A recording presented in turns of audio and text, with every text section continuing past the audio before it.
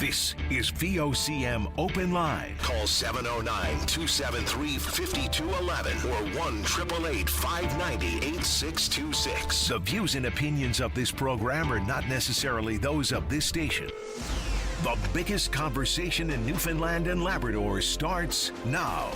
Indeed it does. Good Wednesday morning, everyone, and it is pretty good morning out there this morning. All things considered, certainly much better than yesterday when you couldn't see a hand in front of you.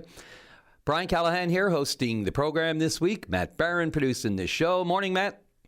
He'll be your first point of contact when you call the program, and I know the big radio voice will give out the numbers, but in the interim, and just in case you need a refresher right now, because there's a burning topic on your brain that you want to get off your chest, that's a lot of anatomy. 1-709-273-5211, 1-888-590-VOCM, of course. And you can reach us by email, of course, openline@vocm.com. But just a reminder, the callers are the priority, and it does take time away, from those callers to read emails, digest them properly. Read them through, formulate a response, a reasonable response possibly, which really I can only do after the show because this is pretty fluid and there's a lot of things going on. What you do here on the air is probably a half, maybe even less than what's actually going on behind the scenes. So that's just a small smidgen of it, and Matt can attest to that. So I did return, I spend a good time in the afternoon going back and through all the emails, trying to properly consider them, make sure I give you a decent response. I got to a lot yesterday, as you can appreciate, with the storm, beyond the cancellations, trying to weed through all the emails to find out what was not a cancellation, because those are done with now, thank goodness, and hopefully for the winter, for the rest of this year. Well, there's always the end of the year. But I did respond to a good load of emails yesterday. If I didn't get to yours, please be patient. And, worst comes to worst, call the show. I'm not intentionally making you frustrated enough to do so, but there you go. If you don't hear it and you really want an issue out there, there's no possible humanly way we're going to get to every topic that everybody wants to talk about. And there are some sleepers out there that are really important issues that, just not that they're below our radar or anything, just that you don't know if you have the time to get to them and to what extent they affect people. But if you go through the trouble of calling, we know it affects you to that extent anyway. So as mentioned, a much more palatable day today versus yesterday. But I tell you, if you left the shoveling for this morning, you weren't moving snow, you were moving concrete, slabs of it even. I did get out last night. I heard the plow just before I was getting ready to hunker down, and I heard her go by, and I said, if I leave that for 6 in the morning, I'm not going to. And looking at the temperatures, and you're planning ahead, and it was a good little melt yesterday with a lot of rain, so you could just imagine if you left it. And while it wasn't easy even then, glad I did it before it solidified overnight. And the roads, for the most part, are pretty good in Metro, at least around these areas. I know out around Lewisport and Central there's some issues, but in the Metro, and I'm not out there, but I rely on anybody out there to give me a shout and let me know if I'm on or off base. But yeah, they're pretty good around here. The sidewalks, not so much. It's only been a day after, so it's the next day. So we'll give, there's a few roads to clear, and to say the least, in the city. And of course, downtown presents other challenges that other, larger cities don't have to deal with. So the narrowness and all that kind of stuff, and we know the drill. But even if, the sidewalks have had a cut, by the way, I should mention, it's a dicey trek, to say the least, even with a lick of salt on them. It's so much colder today, and it doesn't really take the salt very well to that. So walkers and drivers alike, please be aware of each other. And, you might be driving along, and you'll see a sidewalk is plowed, and there's someone walking on the road, and why is he on the road?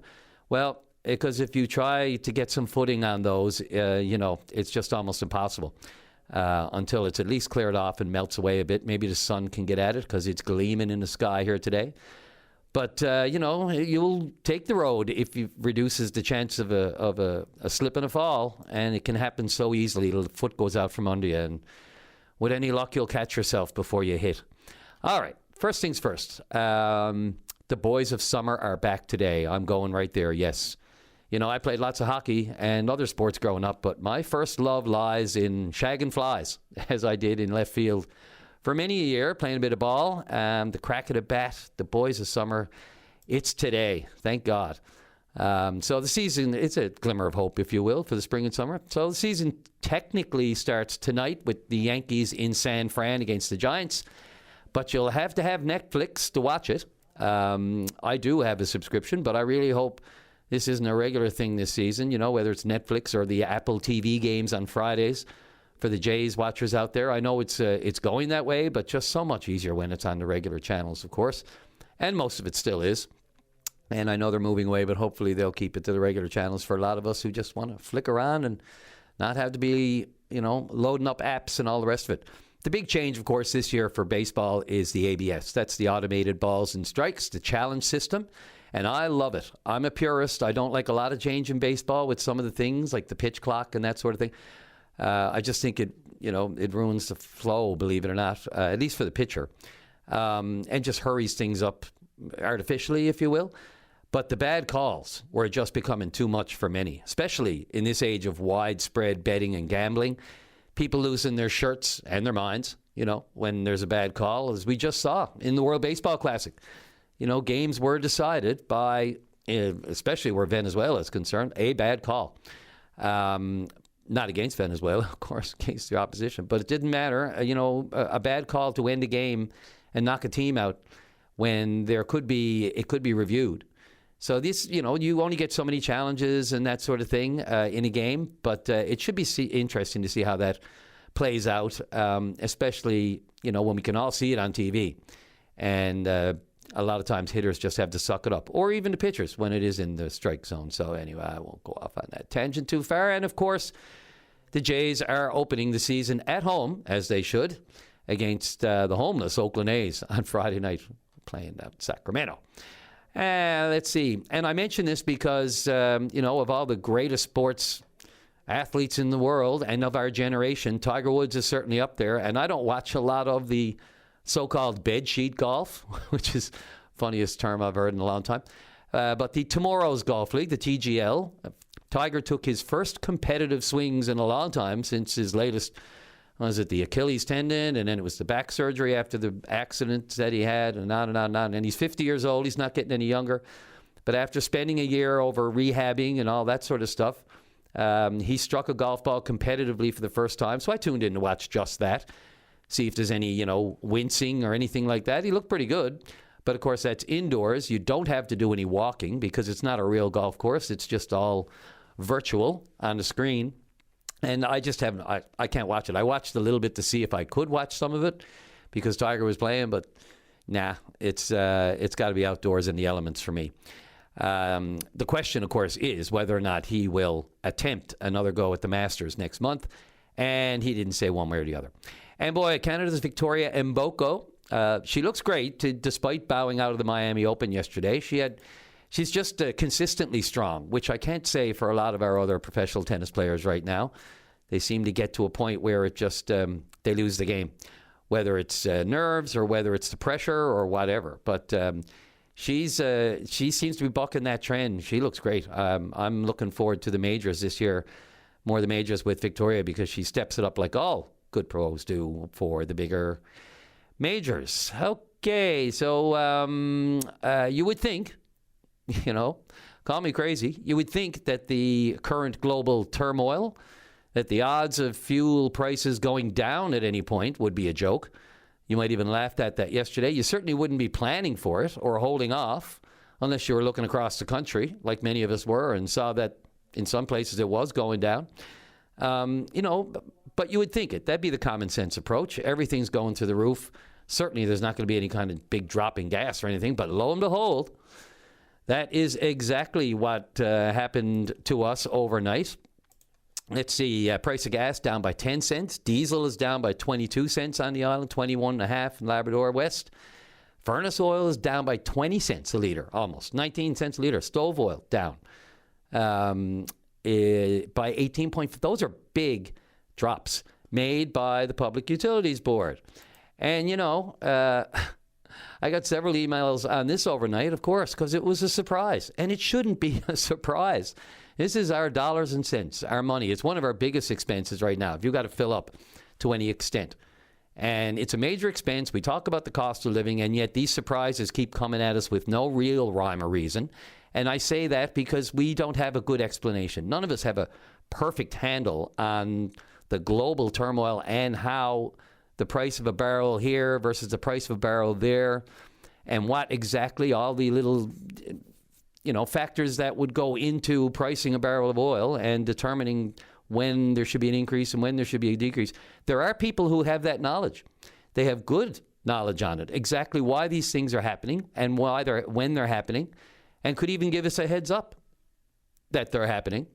Let's see, what's this? Let me just check quick email here. I got to read this one. I mean, there's a number of them, and I'm sure it's got people's ire up today. Morning, Brian. The National News reported on Monday that gas prices would drop by 10 cents on Wednesday, approximately 10 cents. The local pub, raised gas prices on Tuesday and now dropped them again on 10 cents today. Why? They knew the prices would drop today, but increased on Tuesday. So instead of a drop of 10 cents, we get a drop of 1 cent because Tuesday's increase. I'm scratching my head over this one. You are not alone, Bob. Me too. But look, for the life of me, I don't understand it. Once again, I put out the call. The pub, every other government entity or agency has a comms person. They have people who speak to the media to sort of decipher what, a complicated news release might be saying sometimes, or just to give us the plain layman's explanation of something, such as the fuel prices right now, why they do what they do. I can't understand for the life of me why that's so hard for the Public Utilities Board to do. Anyone at all. Just give us let's have a chat about it. No one's raking you over the coals. We just want to know why. And maybe in advance. Why not? It would be nice to have someone to explain all of this. Or I'll tell you what, I'll make a deal. Just explain why you can't explain it. Just provide someone to say, look, here's why we can't give you a comms person to call Open Line or any newsroom and explain what's going on. And if you can't explain it, then that's newsworthy too. So, it's a rant only because things that I don't understand make me go, a long time. And it just kind of gets under your skin when there's no real simple explanation to a common sense problem. But there you go. Let's see, get that off my chest. Of course, yes. So the postponed testing of the Labrador Island Link. There is a scheduled test. It was scheduled, of course, to take place last month, but they had to be postponed. They really need to do it in peak winter conditions, of course, when they're at the highest level, so they can ramp it all up to the 900 max megawatts. So there's 2 tests, I believe. One is going to be one is today, from what I understand, and the second one tomorrow. Let's see, it's 9:13 here now. They say the first poll test will be around 9:30 this morning. They don't expect problems, of course. This is a test. But if there is, they say it might be up to, no more than a half hour. And a half hour is a lot for some people if you're involved with that and if you somehow get caught up in a unexpected outage for a half hour. Let's see, Maddie, I see phone calls, so I'm not going to belabor all of this. There's lots to be discussed. I do want to get into, of course, our Premier and our Minister is down in Houston. And what a place to be, apparently. Houston, the airport there, apparently has some of the longest wait times due to the issues they're having at U.S. airports. So it'll be interesting, not just to talk to the Premier and the Energy Minister about the energy conference that's ongoing there, the SERA conference, which is crucially important, as I mentioned yesterday. But just, the experience of traveling through all of this and of going through the airports. But yes, all the major players are there. This is the place to be, of course, the Prime Minister and the Federal Energy Minister. And look, it's an all-out Team Canada approach down there now. And they're getting good response, warm response to potential energy exports from this country. And we are, of course, dismissing any suggestion that we're hoarding our oil supplies and that sort of thing. But there's a lot of meat on that bone. We can get into it. As I said, calls in the queue. CHMR, we can continue that one. I see, as predicted last week, North Korean Kim Jong-un is rattling his saber. What a shock. The hypocrisy coming from the States again now. Apparently Trump He was the most boisterous, outspoken against mail-in voting. And what did he do this week? He voted by mail. And admitted it outwardly in a House seat that involves Mar-a-Lago, his mansion, his resort in Florida, falls within that. And lo and behold, a Democrat won the seat. So that should be interesting. And there's suggestions that could start a wave across the country. Well, we shall see. And a big present from Iran. I wonder what that could be. The president says he received from Iran. Now, how you talk about counterintuitive and just head scratchers. So they're at war, and he reveals yesterday that Iran gave him a big present. And I don't know, these days, and he won't say what the present is, says it's very big and it costs a lot of money. So what is it? Another Air Force One, potentially? This one probably made of gold. And they're sending 1,000 troops to the Middle East, and we can get into all of the issues that are compounded by the problems with that by-choice war in the Middle East. Just what we needed. All right, Matt, I'm going to stop procrastinating and stop lying and get to that break. Let's take our first break of the morning. A few calls in the queue. We're looking for you as well. It's a Wednesday, and the sun is splitting the rock, so this could be your day. Maddie, let's take that first break. We'll be right back. This is Open Line on the VOCM Big Land FM radio network. Let's get things going on line one with Wayne. You're on the air. Yes, good morning. How you doing? Pretty good for midweek. Yeah, that's good.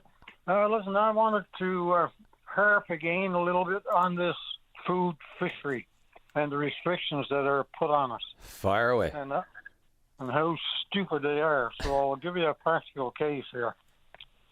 The recreational fishers ask for a 7-day-a-week opening.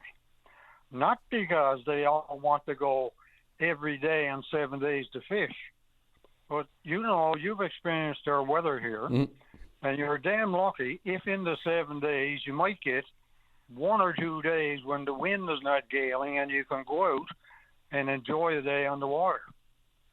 So somebody must have assumed that we wanted to fish 7 days a week. And that, I'll speak for myself on this, I do not want nor need. But I do want or need the option of taking my boat, launching my boat on a day when the wind is not above 30 clicks, and go out to the ground and catch a codfish. I may want to catch my quota, which is unlikely, but generally speaking, I like to take my family on a nice day like that, go to the fishing grounds, catch 1 or 2 fish that I might need for my shore lunch, and spend the day out there and do just that, relaxing on the beach, enjoying a little fresh fish.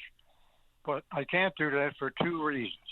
Number one, if the wind happens to blow, and you know what it is in Newfoundland, 90% of the time the wind is blowing beyond what you can fish in. And when I say that, here's the case. When you're fishing cod, you go out, and if you have a fish finder, you will check it out. And if you locate some fish, you can put your hook down and, if you're lucky, get a fish or 2. But if the wind is blowing, you can't stay over the fish, which you have to do because the light tackle that you're using to catch them, you will drift away and your hook will be closer to the surface than to the bottom where the fish are. Yeah. That's the practical. The other thing is this, the practical side. Two points. My grandson comes from Nova Scotia for a couple of weeks in the summertime. And I try my best to expose the young fellow to a little bit of our culture and our outdoor activities here in Newfoundland. If conditions are not right on Saturday, Sunday, or Monday, I can't take them fishing. But if the conditions are okay on Tuesday or Wednesday, I have the option of leaving my boat at the dock, driving 2 hours to Twillingate in the hopes that I can get a spot on a tourist boat where he can fish. And the sense of that, well, I got my own boat tied to the dock. I got to drive 2 hours to Twillingate to get a spot, if I'm lucky, get in line, get a spot on a tourist boat. to take them fishing. And I don't see the common sense in that. That's one thing. The other thing is, if I want to take them out to catch a couple of cod and enjoy a shore lunch, I'm not allowed to gut it or fillet it out on the water. I have to come back to the dock where I launch my boat and prepare my fish to have a shore lunch, and then get back in my boat and drive back out the bay, find a nice beach so I can have a little cook-up with my family. Now, if there's anybody in Ottawa that can make sense out of that, I'd like to meet them, because I have a goddamn message for them. Yeah, it's unacceptable. What they have put in place is a system that only could be manufactured by commercial interest. And that, I believe, is the problem we're facing here in the fishery. Yeah. That the Fisheries Union and the commercial fishery are putting too much money into political campaigns and are steering the ideas of how to control the fishery and keep the local people out of it as much as possible. Yeah, Wayne, that's my little rant. Listen, it's not a little one, and it covers just about everything that drives me nuts about it too. And you talk about, look, the sheer flexibility that once upon a time we had to do the things that you just said, and now to be locked into windows of opportunity where they don't come for Newfoundland and Labrador. Yeah, we get storms in this winter, but we get them in the summer too. You just, articulated it to the T. Your grandson comes in, you got a couple of weeks. People only have periods of time that they can do these things. And yet we're locked into these periods where we can only... It is...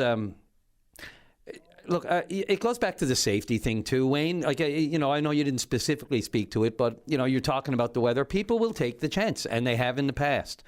It just seems to be a total disconnect from when the insertion of the bureaucracy into this, and Tom Osborne made the point, the MP, he makes the case that that's one of the reasons we're not, that changes have been, or at least the private members bill by Jonathan Rowe was voted down because... he argues, look, first of all, there'd be a lot of more bureaucracy on top of this to do it. That just seems like, I'm sorry, but excuses. Where there's a will, there's a way. And anyone with a will who wants to return us to the traditional way that we could at least grab a few fish, and they will point to the reopening of the commercial cod fishery last year and the demands on it and the participation in the food fishery here compared to in the Maritimes, that the uptake. It's a popular thing. But, to suggest that the people taking a few fish for a feed, on these little recreational excursions is in any way adding or compounding what the factory freezer trawlers will do to, raking the grounds, the fishing grounds, which they've done for decades off our coast. They're two completely different things. This argument's going to go on forever and a day, Wayne, until somebody, as you said, inherits some common sense. Well, here's the point, my last point, that if politicians in their decision-making are influenced by commercial interests, and I'm pretty damn sure they are, then what we all need to do is to target them so that they don't get elected, and that we have up until next election time to paint the people who don't support what we need as not supporting our province in the way we want to support it, and boot their asses out of the Parliament building so they don't have a voice up there. And as far as Tom Osborne goes, I don't think he's got a voice up there anyway. So a little dissertation on this, I suspect, is nothing more than reading what was written on a piece of paper for him by the people who control him. So we need people up there. We need a few John Crosby's up there. We need 7 John Crosby's up there to do what we need done. We don't need a bunch of wimps, what we got up there now. And I'll include Joanne Thompson in there. And we need to target these people so they damn well don't get elected and get their fat salaries and their fat pensions afterwards. If we can't get done what we need done for the general population of this province, then the hell with them politicians going to Ottawa. We send the people who can do the job that we want done. And the ones we have now are a sorry lot and are not able to do it, obviously. Yeah, anyway, that's my dissertation. No, and we shouldn't leave MP Joanne Thompson out of this, the actual fisheries minister. I mean, there was a time that we could say, oh, they don't get us. There's a minister from some other province. We currently, as we did with John Crosby, had a fisheries minister. And one would think that would be to our advantage. There's an understanding. But, Wayne, the other part of this is the bureaucracy that pre-exists before we send anyone up, before we elect anyone, right? We can't. If those people that were sent to Ottawa can't deal with the bureaucracy up there, well, there's a point of dealing with them, too. They're in the wrong job. That's as far as I'm concerned. So the responsibility will be to get rid of them, boot their asses out the door. You can't. The bureaucracy running this country has got about as much creativity as a dead bug. That's all I can say. To think in Ottawa that we're down here in Newfoundland where the wind blows just about every damn day, and we can't go on the water because of that. And on top of that, they put these other stupid restrictions. It is not acceptable. And we got until next bloody election to get the message to the people that are up there now. Either you do this for the general population of this province, or you can find another job somewhere else. That's it. Yeah, like in many realms right now with politics, we need to put the politics aside with certain things. And more, I see it happening. People are starting to realize that the times we're in are a little bit different. And it's time to, a little bit more cooperation instead of the same old oppose for the sake of opposing. Wayne, I really appreciate the call. I'm sure there are others out there with a similar mindset, and I look forward to their calls as well. Thanks for the call today. Can I make just one quick point? Yes, go right ahead. The local deputy minister of fisheries here in our own department is an ex-union president for the fisheries union. That is not a good circumstance. The second thing is the fisheries minister in Newfoundland is the fisheries minister for all of us, not just the fishing industry, for all of us. And they need to think, too, that either get done what the general population wants or move on. That's it. Sorry. Nope. No apologies necessary. This is what this program's for, Wayne. Thanks for the call. Okay. Thanks for your time. I appreciate it. No problem at all. Let's see if we can get some response from the powers that be on that one. All right, Maddie, let's take that first break of the morning and back with Connie, healthcare system and seniors. This is Open Line on the VOCM Big Land FM radio network. And welcome back to the program. Just a quick note here, community public service announcement. The Killick Health Services, they want to advise that their phone lines are down. So that's at both the Lincoln Road and Union Street locations. That includes Women's Health, the Health Hub, the Prenatal Clinic. It says they have no timeline for service restoration. So a heads up there, that's the Killick Health Services. Out Central in Grand Falls, Windsor, phone lines are down for now at both the Lincoln Road and Union Street locations. And no time on restoration, but I'll keep an eye out for any update on that, I'm sure, as the newsroom will too. Let's go right to line number 2, and Connie, you're on the air. Hi, good morning. Morning. I'd like to talk about the frustration of having a senior trapped in the medical care system, or the lack of a medical care system here. And things. I have a mom who's in the healthcare system. Connie, if you don't mind me asking, I'm just curious. Are you on speaker? Yes. Is it possible? I don't know. A lot of people have to operate that way. I don't know if you do, but is it possible to go off speaker just because there's such an echo coming through the line and it's really hard to hear you? I can do that. Okay. Okay, that better? Oh my goodness, night and day. Go for it. Yeah, I'd just like to talk about the care that my mom, or the lack of care that my mom as a senior has received in the healthcare system, and the frustration of me and my family trying to get answers and places to call to have someone to advocate for us, and get nothing but recordings and on-return calls. Absolutely, that's what we're here for. Go right ahead. Yeah. Well, she's in the system. She's been in the. She's almost 86 years old, which a lot of doctors say, well, what do you expect for 86? But you know what? She was a healthy 86 person, and she demanded she should get a level of care even no matter what age she is at, and things. And what I'm talking about a system where my mom was just recently discharged from a hospital back to the home that she's in with an IV shunt still in her arm for no medical reason other than the nurse forgot to take it out. and things like, who holds these people accountable for stuff like this? She's been passed over from one hospital or one care system to another, and no one has given us answers, but they'll throw it back at us that, well, your mother was on too many medications and things. Well, hang on, I did not write the prescription for the medications. Doctors wrote them. So if she's on too many, shouldn't you take her off them rather than place it back on us as a family? And like, she's been not getting tests. She's been discharged from Mount Whitehall. We were expecting her to be transferred into acute care. She went into a hospital in Springdale. I traveled from St. John's to be in a hotel in Springdale to make sure she gets the care. And I left and had to come back due to work and things. And she was I was called on Monday. I left and came back on Saturday. I was called on Monday and said, oh, can you come pick your mom up? And I'm like, what do you mean come pick my mom up? If she's going back to her home in Beaver, shouldn't she go by ambulance? Well, it would be much easier if a family member could pick her up. And she was discharged. And I asked, I said, is she able to walk and go to the bathroom on her own? And they said, with the help of a walker. I said, yeah, but not with the help of anyone. And they said, yes. She was discharged and brought back to the home in Bayvert. And when she got to the home in Bayvert, they could not care for her. They could not the level of care she needed. Sent her over to the hospital in Bayvert, and we were told, I can't believe your mother was discharged. The doctor shouldn't have discharged her. We thought she was going to go to acute care. It's very frustrating as a child who wants to take care of their parent to hear doctors saying what someone else should do. Well, shouldn't someone stop the book and go, well, I'm going to do it? And things, and get her testing and things like I never felt so helpless as a child or in any way to help my mom and trying to get answers. I reached out yesterday she's back in Springdale.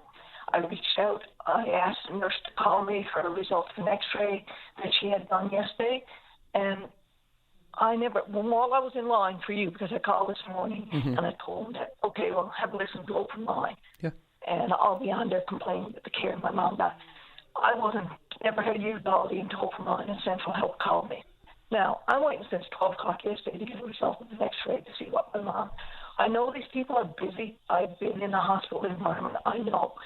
I work there.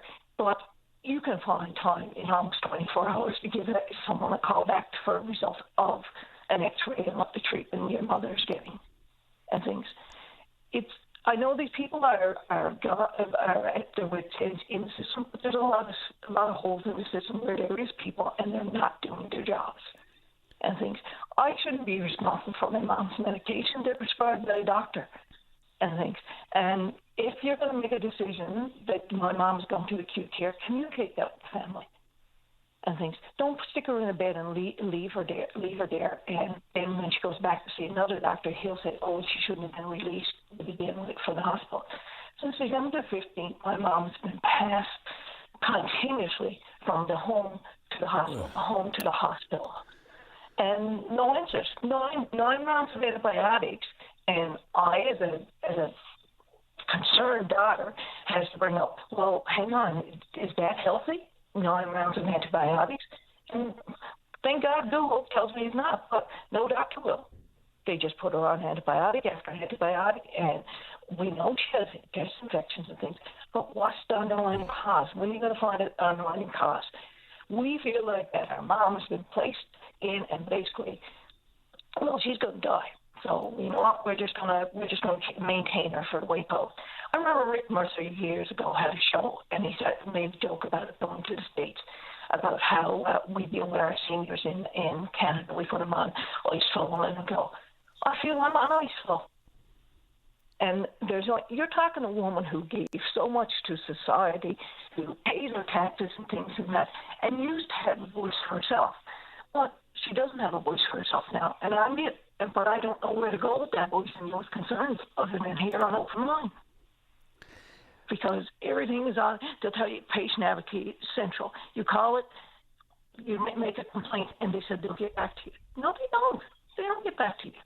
They get back, they'll apologize for all their comments, good comments and that, but no one gets back to you, and if they do, they're passing the buck, saying, well, the doctor should have done this, the nurses should have done it. Well, I know who's supposed to be doing it, but I can't get them to do it or listen. And it's just so, and I know I'm not the only person in this position. Like, our seniors deserve a level of care. I don't care. I watched when midwives are known for their hard work and things. Well, you know what? They also should be respected now at their age and given some care. The home she was in was fantastic, but my mother's reached a point where that home can't care for her. So the next level is acute care. And they're saying that's our decision. No, I'm sorry. I don't get to do the assessment to see if my mother qualifies for acute care. That's a doctor. So why wasn't it done when she was in the hospital? Rather than saying, oh, she can walk to the bathroom. So with a walker. But she couldn't. I left her on a Saturday and she couldn't. There's no way my mother could do that on a Monday and be discharged. And my brother was the one who had to end up picking her up and taking her back to the home where she lasted all of hours and was back in the hospital. Like, who's doing an assessment to release this person? When then she goes to a hospital in Bay Verde and a new doctor says, oh no, she shouldn't have been released. Like, who can give me some answers to or help me hold these people accountable for the decisions they're making about my mom's life and medical? Because I don't know where to go. I look at my mom and I feel helpless that this woman who helped me in so much in my life, and I can't do anything. It is the most heart-wrenching and heartbreaking. And yes, you are right, Connie. You are speaking for untold numbers of people right now. Your story is resonating like nothing else with a lot of people out there. You're absolutely right. So many people are in the same boat. How do we do this? It just weighs so heavily on us as family when you are the advocate for it's your mother, and your father, and they did everything for you. So they are everything to you. And the moment you run into these roadblocks, these bureaucratic roadblocks, it just cascades. It's a domino effect. And you're absolutely right. We have people, the system, we know how the system is broken. That's the first acknowledgement. But you get in it and you have a mother who you just need, you're hoping they are in the system works that says she ends up in the right place at the right time. But more than ever, we have to be the advocates. You almost have to be there every step of the way. And then the adult, yourself or whoever it is, has a life of their own. And I don't mean to say, and you know what I mean by that. I mean, you have to work. You have other commitments. Yep. Caring for parents, we prepare for it as best we can. And you're lucky if you have other siblings or other means to do that. Not everybody. I'm lucky in that. I have two sisters who have been fantastic. And we're intelligent people. But we are sleepless nights and, stressed at. We don't know where to go. So I can imagine someone, and I worked in the system. I know how to maneuver. I work with both federal and provincial government. But my God, I'm hitting the wall. Connie, only because of the time. Only because of the time. Where is your mother right now? She's in Springdale Hospital again. So in acute care, a bed.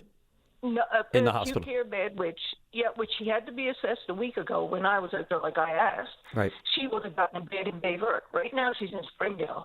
All alone, and the nearest person to her is 2 hours away. A family.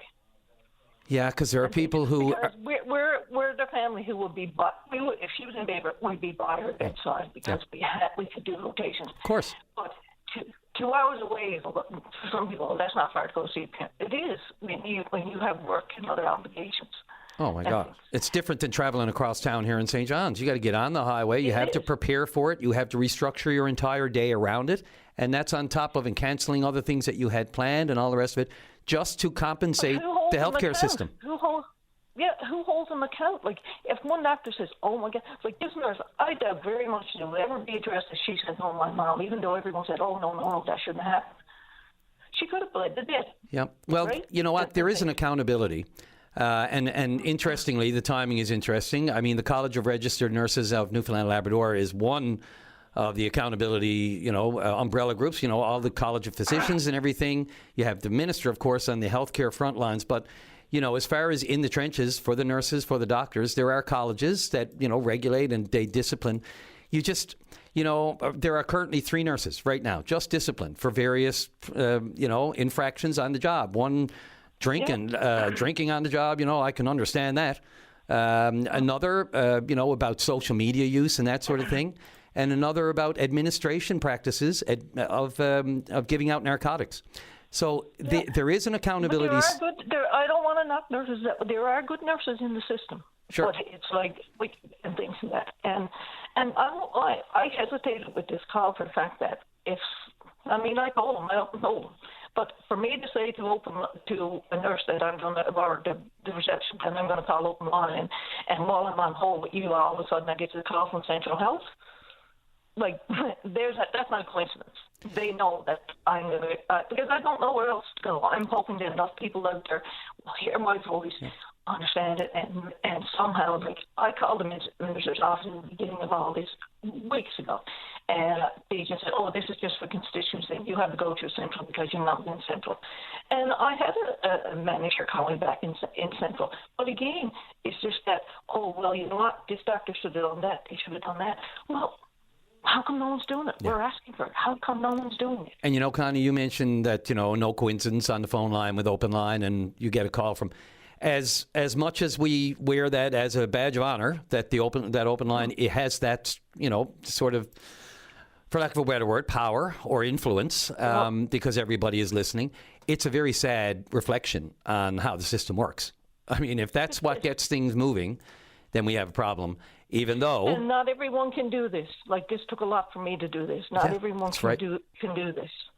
And things and that, right? Yeah, and maybe there's a reliance on the fact that that's the case too, that they know not everybody is going to get on. And not everyone can maneuver the system. Yeah. I've been maneuvering it since December the 14th, and I am beyond exhausted. Connie, I'm 5 minutes over the break. It means no less of the importance of your top and of your mom and everything else. I wish you nothing but the best. I do, since you're able to make the call, and not a lot of people can, I would ask you, though, any, development or response or call back that you get, please keep us informed. I will. And thank you for your time, and for all those seniors and daughters and sons out there. Keep knocking the system, because if we don't, there will be no changes. Yep, and keep calling Open Line if that's what works for now, until it works the right way. Thanks again, Connie. Good luck with everything, and the best to your mom. Thank you very much. You're welcome. Bye. Take care. All right, Matt. A few minutes over, but that was important. Let's go to the break. This is Open Line on the VOCM Big Land FM radio network. And welcome back to the show. Let's go right to line number one. And Charlie, you're on the air. Good morning, Brian. Sorry. That's all right. Takes a while. Just a few quick comments on... I was going to call you Patty. I know. Just a few quick comments on several of your topics there this morning and earlier on the week. That lady was on Tracy... regarding medically assisted suicide. I'd like to say she did a marvelous job, and it's all common sense. We have to really move on that. Too many beds are being taken up for no good reason. The food fishery, I'd like to say, it's been my experience, and I've been at it now for about 15, I don't know if it's 15 years, but it feels like that, as long as it's been out there. And in July month and the first week of August, you can get your fish. After that, you might get a few small ones here and there. That's the experience in our bay, so that would be another argument for having it open all week, that we really only get 5 weeks of good fishing in this bay anyway. Yeah. As far as the PUB, I like your comments there. I'm just wondering who they're protecting. They seem to be protecting someone, and certainly not the consumer. And I'd like to know why.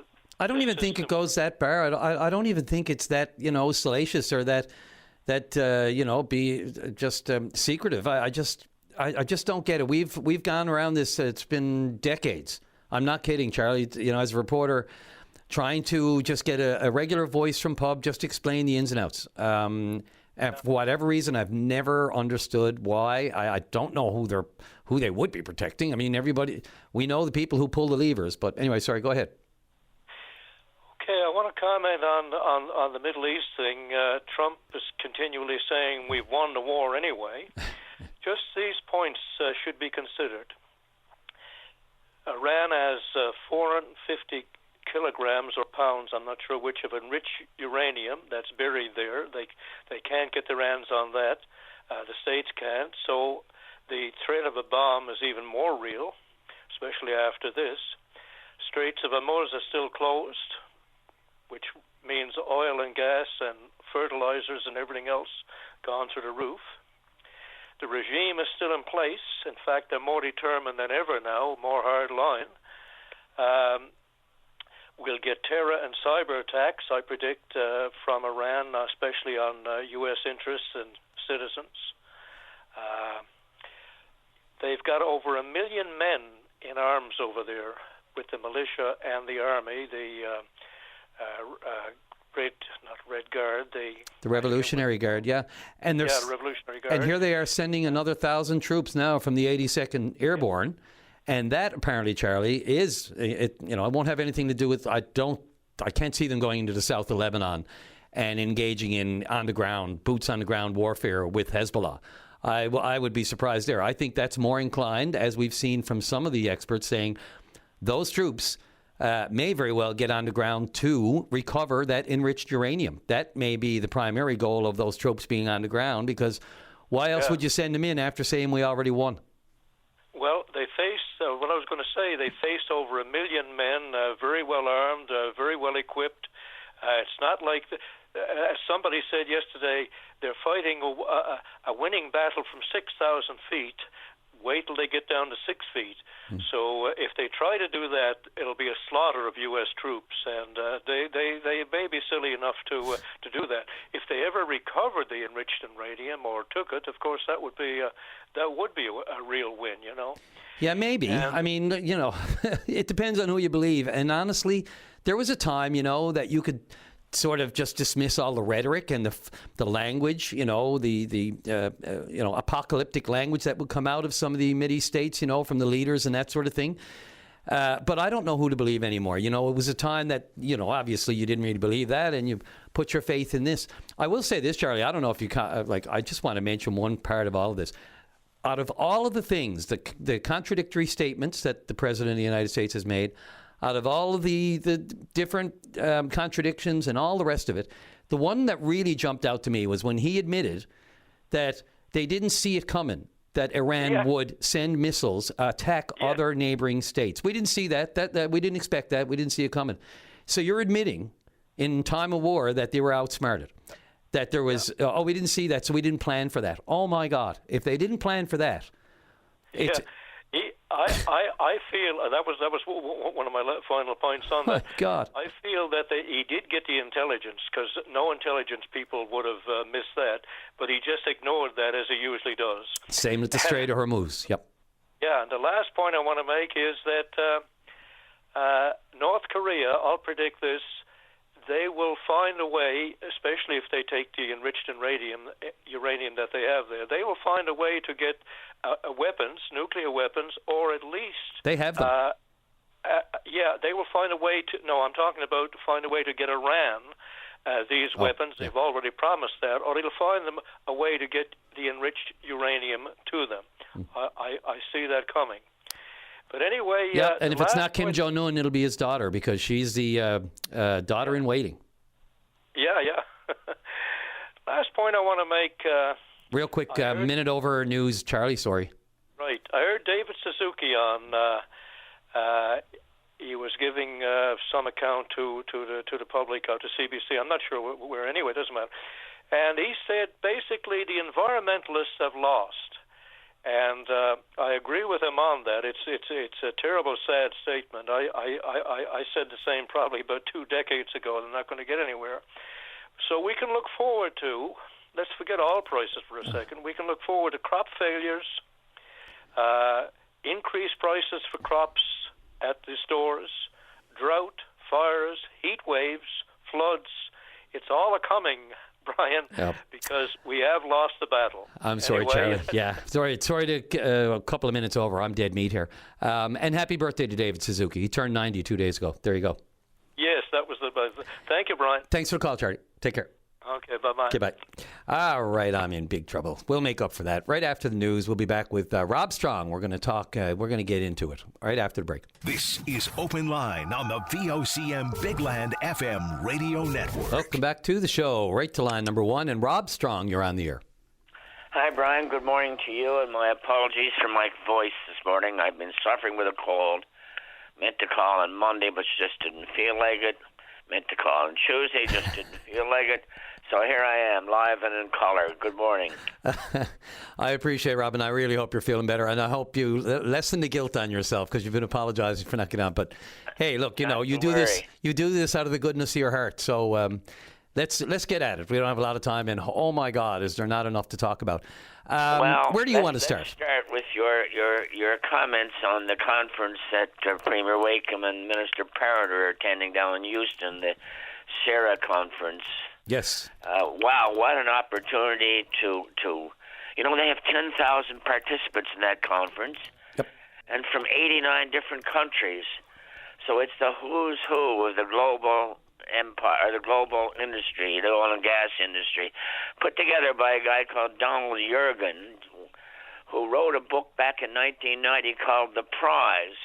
I just pulled it up on my screen. I read it years ago, and it was called The Prize, the epic quest for oil, money, and power. Mm-hmm. And as I recall, and I'm going to reread it again, but as I recall, it's a brilliant book which documents and traces the history of oil and gas and the various countries. So Jurgen had this company called Cambridge Research, which is eventually bought up by Standard & Poor's. Mm-hmm. So they have this annual conference, and lots of keynote speakers, lots of government people, the who's who of the oil industry, and a great opportunity for Newfoundland, if indeed they can get some exposure, and that's always a challenge at conferences like this. But great opportunity for Newfoundland to try to showcase what we have and what we're trying to do with our resources. Certainly, timing is everything. Hey, it's a big world out there, Brian. Yeah. We're not a big player globally. We have to admit that we're not low-hanging fruit in the world of oil and gas. But becoming more so relevant and potentially. I mean, look, from what I gather coming out of that conference, there is a lot of interest in exported energy from Canada right now. The focus is clearly, when you look at, and not just from the Canadian voices, these are coming from, I checked out, you always want to look at what the other networks and the other worlds are doing. And there's podcasts out there. There are other global, reporting agencies, Reuters and everyone, pointing to the interest in Canada, period. Certainly, and proximity and security supply, of course, with what's going on in the Gulf and Hormuz and Iran and Iraq and over there. So security supply has become much more important these days. And, of course, Canada is a secure supply. And to add to what you're saying, that with a change of government in Canada, and the Carney government is looking and saying, how can we do it, not how can't we do it, and that's a refreshing change.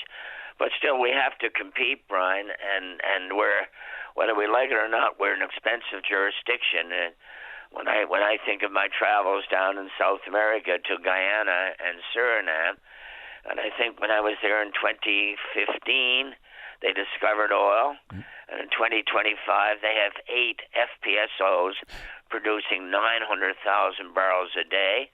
And the next one's coming on next year, and that one FPSO is going to be producing 290,000 barrels a day in calm waters, close to shore. Lower labor rates and a very reasonable royalty rate. So that's what we're competing against. So I mean that's something we have to be conscious of. I know there's some good things coming out of the conference about Canada, but remember, we're a small producer in Canada. Western Canadian oil is about 4 million barrels a day, and of course that's what they're trying to get at. Yeah, and on that, what a mess. It looks like they're going to miss some deadlines on the Alberta pipeline on this whole pathways agreement. And then carbon capture and the methane reduction issues and the Impacts Assessment Act, the equivalency deals, and all the mess that's going. What do you make of the, it looks like they're going to miss deadlines anyway for that pipeline from Alberta to the coast. But then even then, they still have no port to export once they get it to the coast. And there's no name on this actual project either. A trilateral deal, of course. And still no private company, although the federal minister has said, a lot of foreign companies are kicking the tires. And then there's the LNG part of it. Do you see, is this going to progress the way they expected it to in Alberta, or will they line up behind it? Because missing the deadlines, is that as big a deal as it seems? Well, certainly Danielle Smith, and she's speaking at CIRA conference today, I think. Yeah, she spoke there yesterday, very too. Aggressive, and she was the one who pointed out that she just got back from trip into the Middle East, and she says there's a lot of interest out there. It doesn't disappoint me that deadline slip.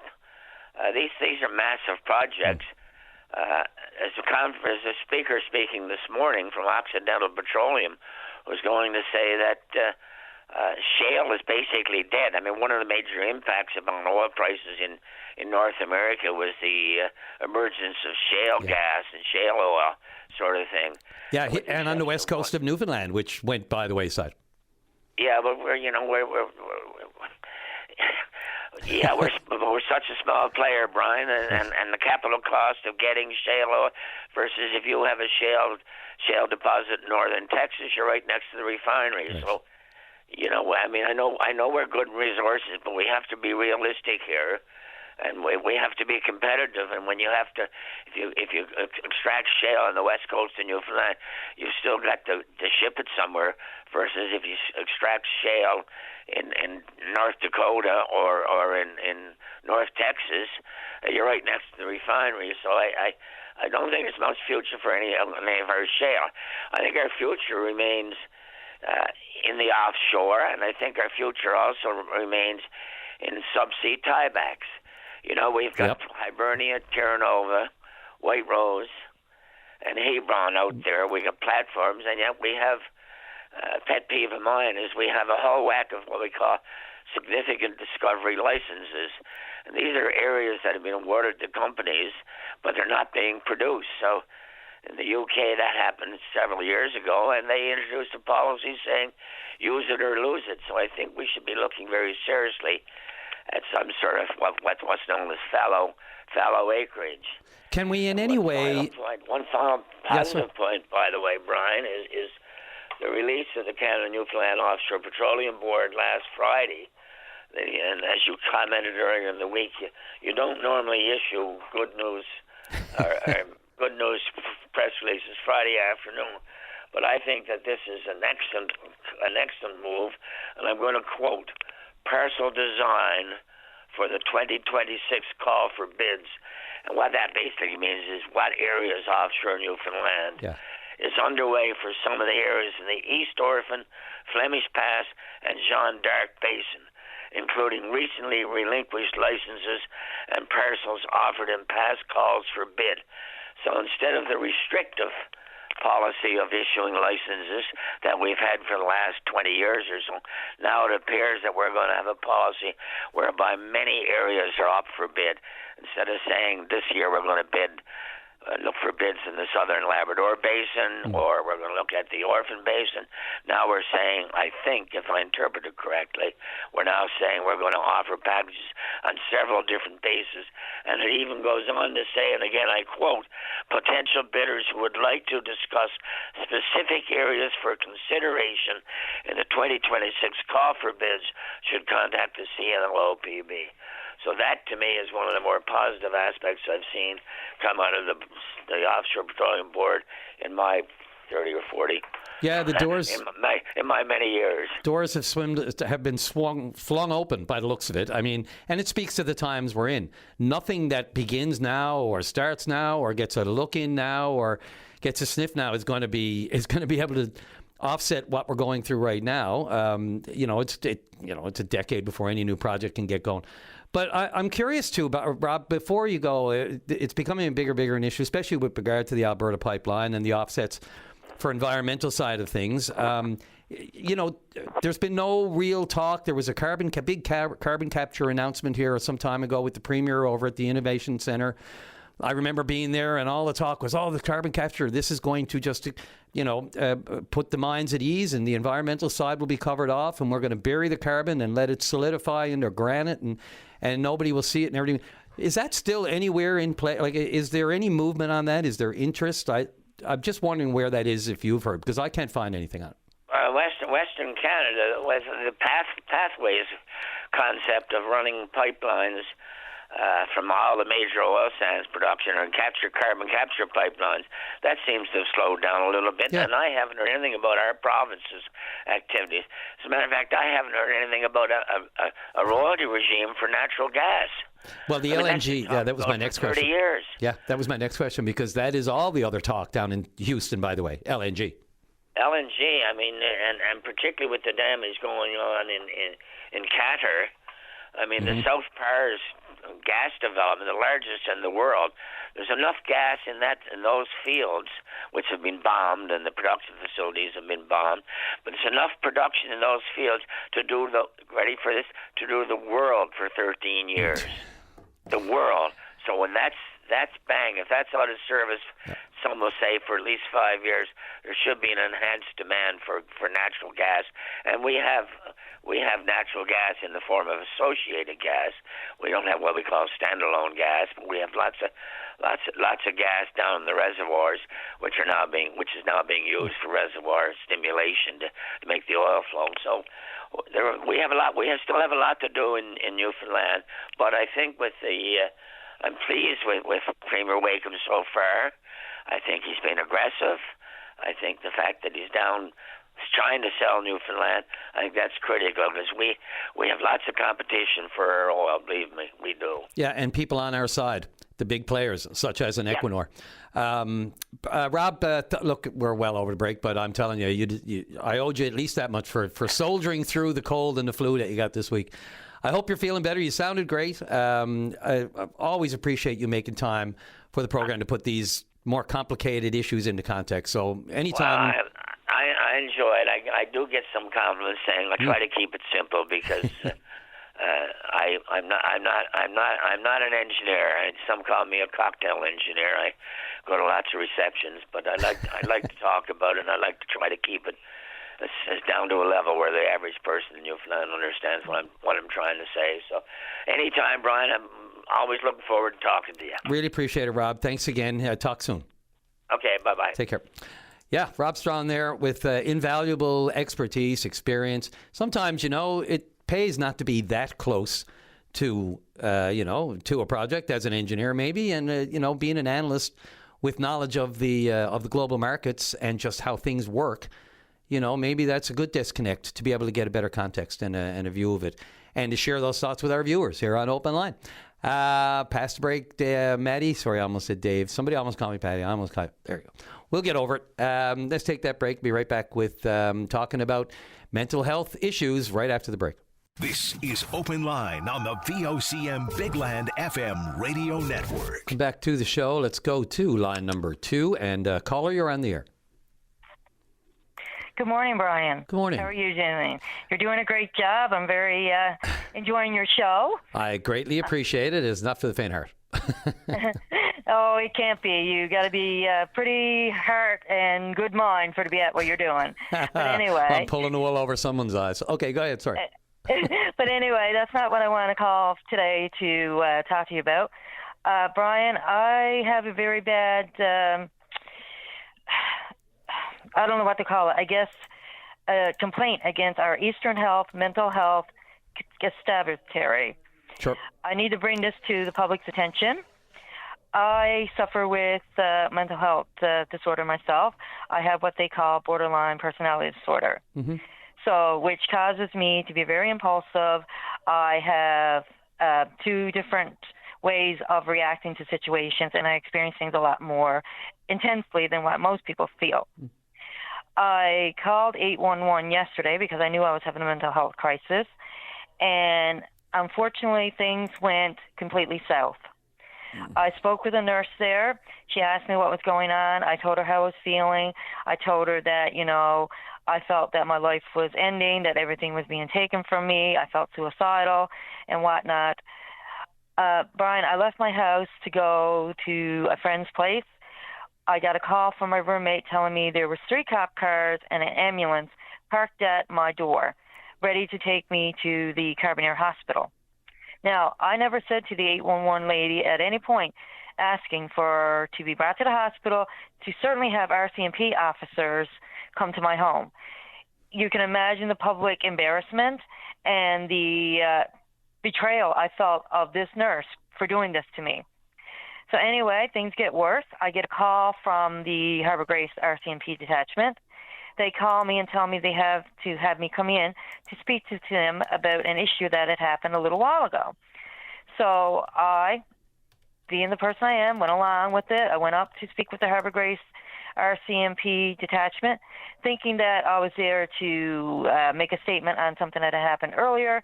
Only no, they had tricked me into coming into the establishment to bring me to the hospital. So when I get to the hospital, they take me downstairs to the room down there. I was treated like an animal. I was put in a room with a blue mat and nothing on the walls, just like a cage with a locked door. And I was locked in that room for hours on end. Hours on end as in how long, caller? I'd say probably at least 2 to 3 hours or more. Not that a minute would have been acceptable, but yeah, sorry, I didn't mean to continue. So anyway, the RCMP officer, the male officer in particular, used police brutality on me. He threw me to the mat. He grabbed my arms. He twisted my neck. He slammed my face into the mat. He basically put his whole entire body weight on top of me. I'm about 140 pounds soaking wet. This man had to be at least 180 to 200 pounds, and he was sitting literally on top of me. This occurred where? At the Carbonear Hospital, General Hospital. And this was an RCMP officer? Or this was an RCMP. Nope, this was an RCMP officer. Anyone else in the room at the time? A very rude and ignorant RCMP officer who had no consideration for women in general, nor for mental health. Was there anyone else there at the time? The female officer was there, but she was no better. She just kept telling him to do what he was doing.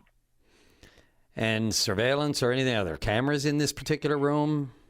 I think there's cameras here. I have no idea. All I know is that I felt like I was a caged animal. I felt like something from a thriller movie that you watch on television where someone kidnaps you, throws you in a room, and basically takes away all your dignity, all your self-respect and everything. I felt that I was treated so wrong. Can you take me back to the moment you just made? So first of all, these discussions about mental health, it is wide-ranging. It is very individualistic. It is personal. Every case is completely different. Borderline personality disorder is not uncommon. Doesn't make it right. It is an affliction that people have to try to deal with every day. It's part of the mental health spectrum. When you called 811 originally, what did you want to happen? I just wanted the nurse to basically talk to me, tell me that, things are going to be okay, ask me what was going on, what had upset me so much, why did I feel so angry, why was I so emotionally drawn. Just basically talk to me as what a psychiatrist would or any friend would. But she didn't treat me at all like it. She treated me like a criminal, as opposed to the RCMP who did the exact same thing. I felt like I had just gone out and committed murder or assaulted somebody with the way I was treated. Now, this morning, my 2 arms, left and right, are hurting beyond belief because of this police brutality. My neck, I can barely turn it. And it's just ridiculous to be treated like that, especially by people you're supposed to trust. Is this the first time you've called 811? No, I've called 811 before. How many times would you say you may have called? Probably since I've been diagnosed, maybe 4 or 5 times or more. Okay. And so but I've never, ever experienced anything like this. Yeah, no, I understand. And again, don't read in anything into the questions I'm asking because it just helps to formulate kind of a picture here. Did you also say they tricked you into something? What happened before with the RCMP? What previous run-ins did you have with them? It wasn't me. I was a witness to a altercation between 2 other people. Okay, so that wasn't you directly involved, though? No, nothing to do with this situation whatsoever. Right. But that's how they tricked me into getting me up there. Okay. It's, look what they're up against. Brian, and you have someone on the other side of the line, who hears someone that they have, suicidal tendencies. They don't know what to do. They're in clearly a mental health crisis. And yes, in a perfect world, they would have the perfect words to say over the phone that would solve it. You'd be put at ease. And you could take the advice, whether it was medically or whether it was any suggestion of any medication or whatever it might be, and move on. But you're suggesting they either went over they went over the top and called the RCMP right away. Yeah. Yeah. And did they say anything to you as to why they were treating you the way they were treating you? Was there communication at all? Oh yeah, because I was a slight risk. I was a risk to the staff, and I was a risk to myself. Now, Brian, the thing with borderline personality disorder, what people don't understand, is the main two symptoms is impulse and abandonment. So if you abandon someone who has borderline personality disorder, you're basically taking them and knocking them just about, say, 6 feet under, because all of a sudden they feel like they have nobody. They have no one to trust. They have no one to rely on. And that is by far the worst symptom of borderline personality disorder. And that's the point and where I do suffer from that. So to throw me in a room with just a black or a blue mat and like a caged place and abandon me, that they were only making things worse. And that's so where my suicidal thoughts were there. If I felt that the system was failing me only worse, and that everybody was turning against me, obviously things are going to escalate. So my problem is that these people need to be trained in mental health, and especially these conditions. Most people are committing suicide. I'm not saying they do it because of it, but a lot of it is because they're not getting the help they need because the people are not doing what they're supposed to do. Yeah, when the system Anyone who's trained in borderline personality should know automatically that borderline personality disorder is impulsive, and they also abandon people. You never abandon anybody with borderline. It's like I said, put them 6 feet under. You're just dragging them under. Had I gotten out of that hospital last night, I could have went out and killed myself because I felt the whole system was against me. The healthcare had failed me. Everybody had failed me. So why even live? It really appears that whoever you reached on the 811 line was, obviously there was more concern than there wasn't. Otherwise, nothing would have happened. There seems to be a concern, but you're absolutely 1,000%. We have come a long way with police forces, but we've always seen the incidents where, in hindsight and after the fact, it is determined that it just wasn't treated properly. The proper training wasn't there. The proper preparation wasn't there.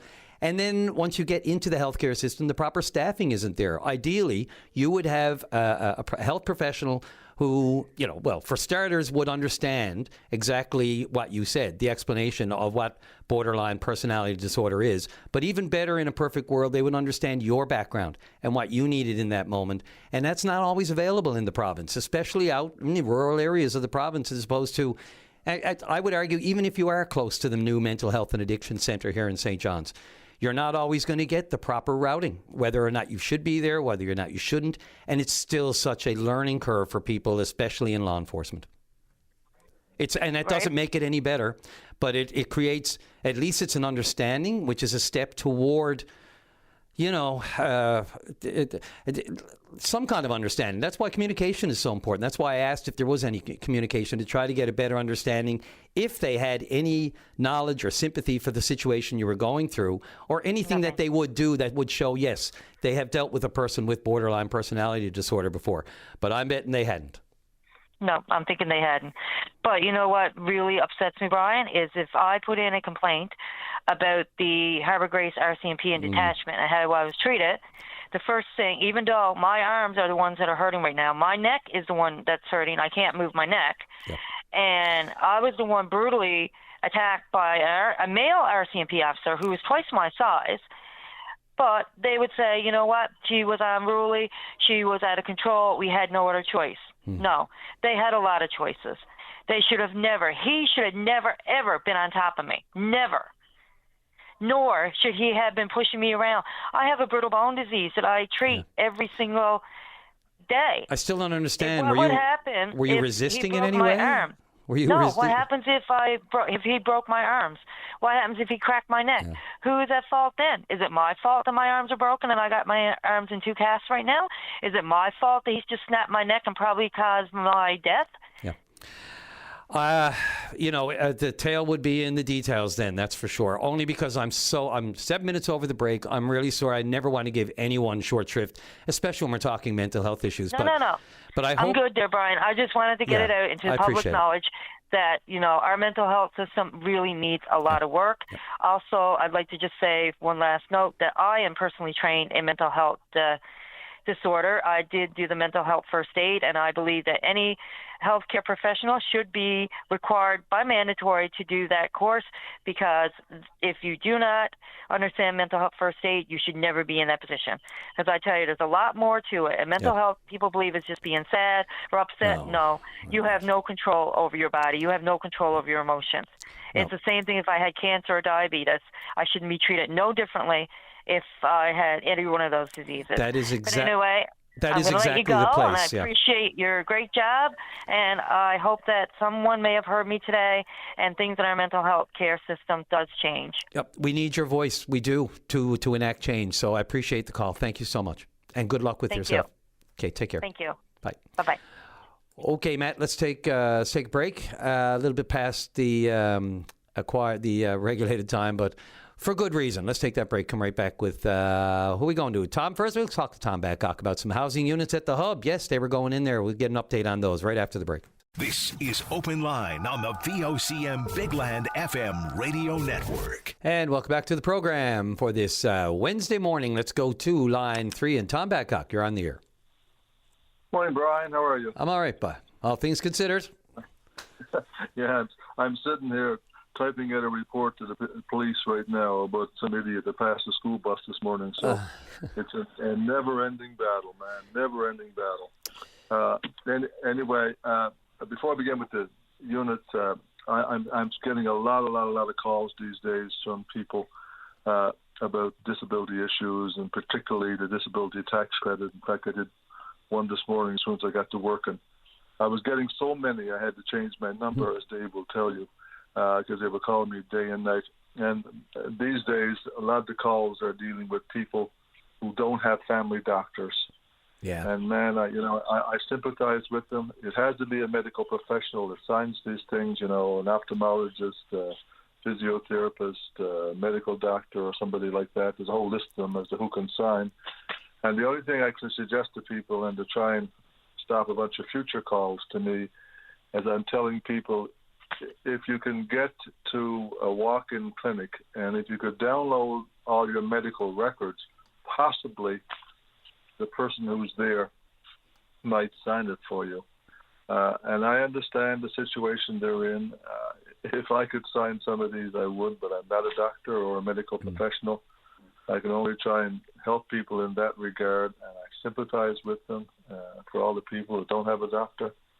But that's the best I can do, unfortunately. And that's what I told the lady this morning, was if she could possibly get to a drop-in clinic, and where she is out in Caribbean, there's no drop-in clinics. So, it's a horrible situation. People want to be able to take advantage of the money the government is giving, and they can't get their disability things submitted to CCRA. I feel sorry for them. Oh, CRA, I tell you. Anyway, don't get me started. I filed early this year, Tom, only because, honestly, it was the hardest thing I've ever had to do it early, because you're just in such a routine. You just, God, they said there'd be no math. I filed mine on the 2nd of March, and all was done, everything was approved, and then they sent me back and said, no, you'll get your refund on the 24th of April. And then they said, oh, no, it's going to get them the 2nd of April.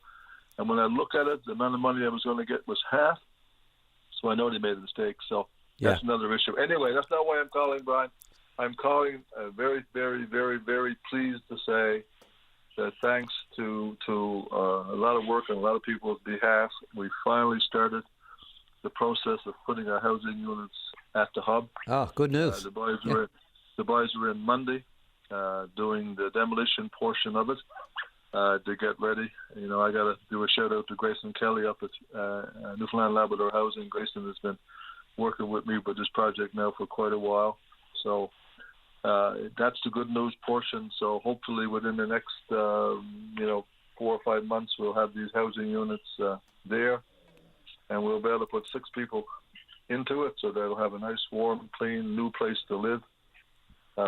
And if it's people who are homeless, then that'll be a big help. But one of the big issues too is that a lot of people, of course, single people are in 2-bedroom and even bigger units. So that will free up those units and help some more. So we're very happy that that's progressing, and finally it looks like we're going to see it ending. Any little, Tom, any additions to the housing stock are welcome, whether or not it's a few units here, a few new units there. We need everything we can get, including, renovations of the ones that have either burned down, or where do you want to go with that? I mean, what did you make of the NLHC audit? I mean, if you look at it, it's a good snapshot in time, I guess. And this is all on the previous government. You can't put it on the current one because it was between 2021 and 2025. But the faults within the NLHC, and not only that, the silence from the board of directors. They've kind of gone under the radar on this one. Everything on the government, on the former government, and problems with the audit and the wait times and all the different issues that were identified in Denise Hanrahan's Auditor General report last week.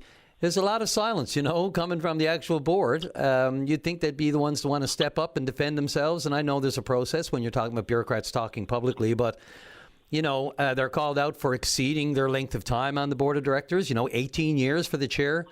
I'm not sure if Ms. Neri is listening. Rhonda Neri, the chair board of directors. Would love to hear from them and any defense they have of what the situation and why they weren't renewed or why there weren't replacements or reappointments and that sort of thing. More than welcome to defend themselves. But look, what did you take away from the audit? Nobody was really surprised, were they?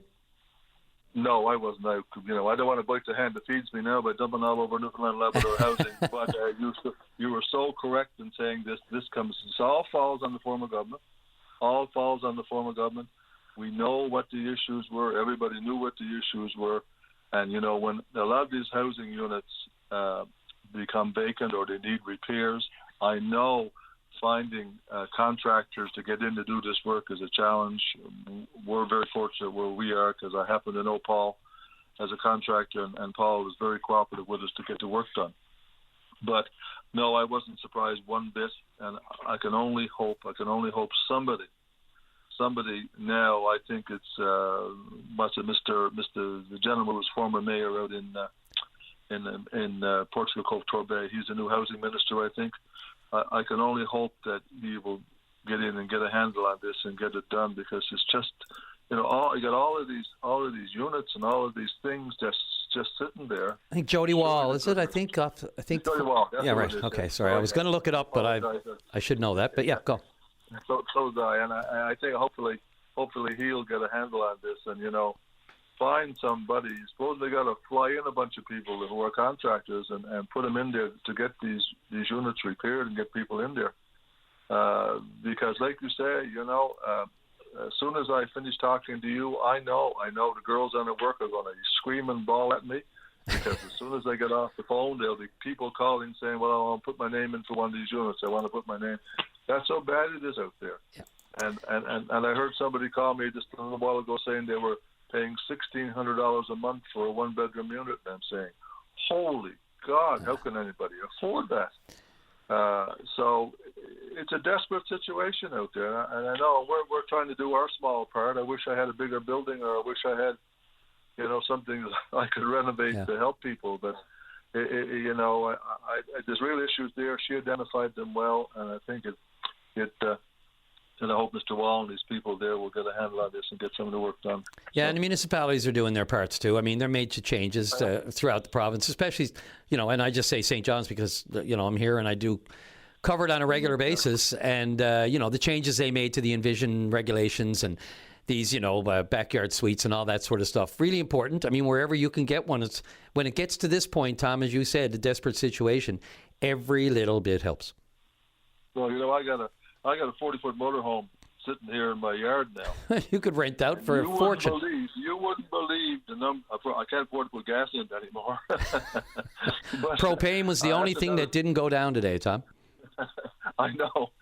Well, my motorhome burns gas, and now it's going to cost me about $1,000 to fill it out, and I might be able to drive to Butterprat and back again before I go broke. But you wouldn't believe the people that came by me I totally would. Last year. Yeah. One no, I rent my motorhome to live in. I said, no, I can't do that.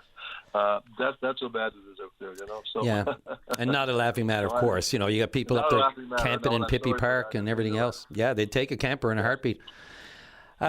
Tom, always appreciate the call and all the great work that you do over there at the hub. You're soldiering through. There's no question about that. All the things you've had to deal with. So. One final note, too, that let people know, and we've been getting calls about it, and I don't want to jump the gun on this, but the Jimmy Pratt Center are now moving into our place now. In fact, one of their staff members moved in today. So they are moving out of the George Street Church area. They're down there. So they're moving in. They're going to be providing meals, somewhat similar to what the Daffodil Place does. I think they do a lunch on Wednesdays and a breakfast on Wednesdays and a lunch on Fridays. So they'll be moving all their equipment and everything into our area. So that's another service we'll be able to provide for people, which is badly needed. And so I'm sure they'll be making their own announcements in the short term. And I hope you don't get mad at me for making this announcement, but we have been getting calls from people saying that when you're going to start serving the food. So I'm sure that one of their board members or one of their people down there will give you a call and let you know when they're going to make the move. Yeah, I would welcome it, absolutely. Great work the Jimmy Pratt Memorial Outreach Center has done. Early 2000s, I believe, like maybe even before 2000? Yeah, they've been there, I think it was 27 years when the staff told me the other day that they've been down there. So they had issues with where they are because the church, I think, has been sold and things like this. So they're very happy to be coming with us, and we're very happy to have them. Because that meets our mandate, too, to try and help feed people and all those kind of things. So I think it's going to be a win-win situation. So we're really looking forward to those people moving in and continuing their service. So. The work that these organizations do under the radar, you know, that we just sometimes you just don't appreciate it because there are so many entities out there, but the Jimmy Pratt is definitely one. Thanks again, Tom. Appreciate it. Anything else to go? I'm surprised. No, I got to go. I've been too long. I talked too much. So. I'm always surprised always curious to hear after a storm day how you made out around Mary Meeting and that area where the hub is. But they canceled the income tax this morning. Ooh. The girls that come in to do the income tax canceled this morning because the weather was bad. They were saying now they're going to be mad at me too. But I think they called your program this morning to say, or they let on VOCM News to say they were canceled. So all the people are showing up for the income tax service that we have every Wednesday, and the sun is splitting the rocks out there. So I don't know what forecast they were watching, but it certainly wasn't VOCM's forecast. Yeah, it must have. Well, I guess there are. I see it here now. March 25th, Wednesday morning, tax clinic at the hub has been canceled. That came in around. Actually. Last night. So they knew that well before this morning. Interesting. I mean, like you said, it was splitting the rocks. Now, there were, if you didn't, as I mentioned off the top, if you didn't do any snow clearing last night and went out to do it this morning, that could be a reason, but I don't know. I'll leave that to them to say. Thanks again, Tom. That's right. Okay, thank you, sir. Appreciate it. Anytime. Take care. All right, let's take Patrick on line one. Go ahead, John Deere. Hey there. Thanks for taking my call. I am calling about a challenge that I've been doing all March in an effort to get more awareness to colon cancer, as March is Colon Cancer Awareness Month. I'm not sure if you're aware of that.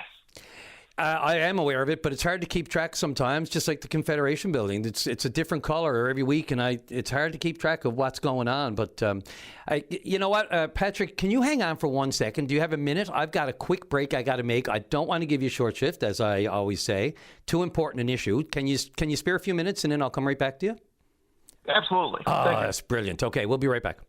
This is Open Line on the VOCM Big Land FM radio network. And just enough time just to say Patrick Godlum is going to be very patient there and wait on the line until we get through the news, because we've had some pretty heavy calls, some very important, sensitive calls. And sometimes it's hard to interrupt, and there's no good place to interrupt in some of these conversations. So we'll take the news right now, back with Patrick, and then we'll get into it right after the news. This is Open Line on the VOCM Big Land FM radio network. Yep, Sarah Strickland there with the news and weather. It is a brisk one out there. The wind, little sideways wind. It's chilly. Beautiful day, but it's pretty chilly out there. Let's go right to line number one. And Patrick, I am indebted to you for your patience. Thanks very much. Go right ahead.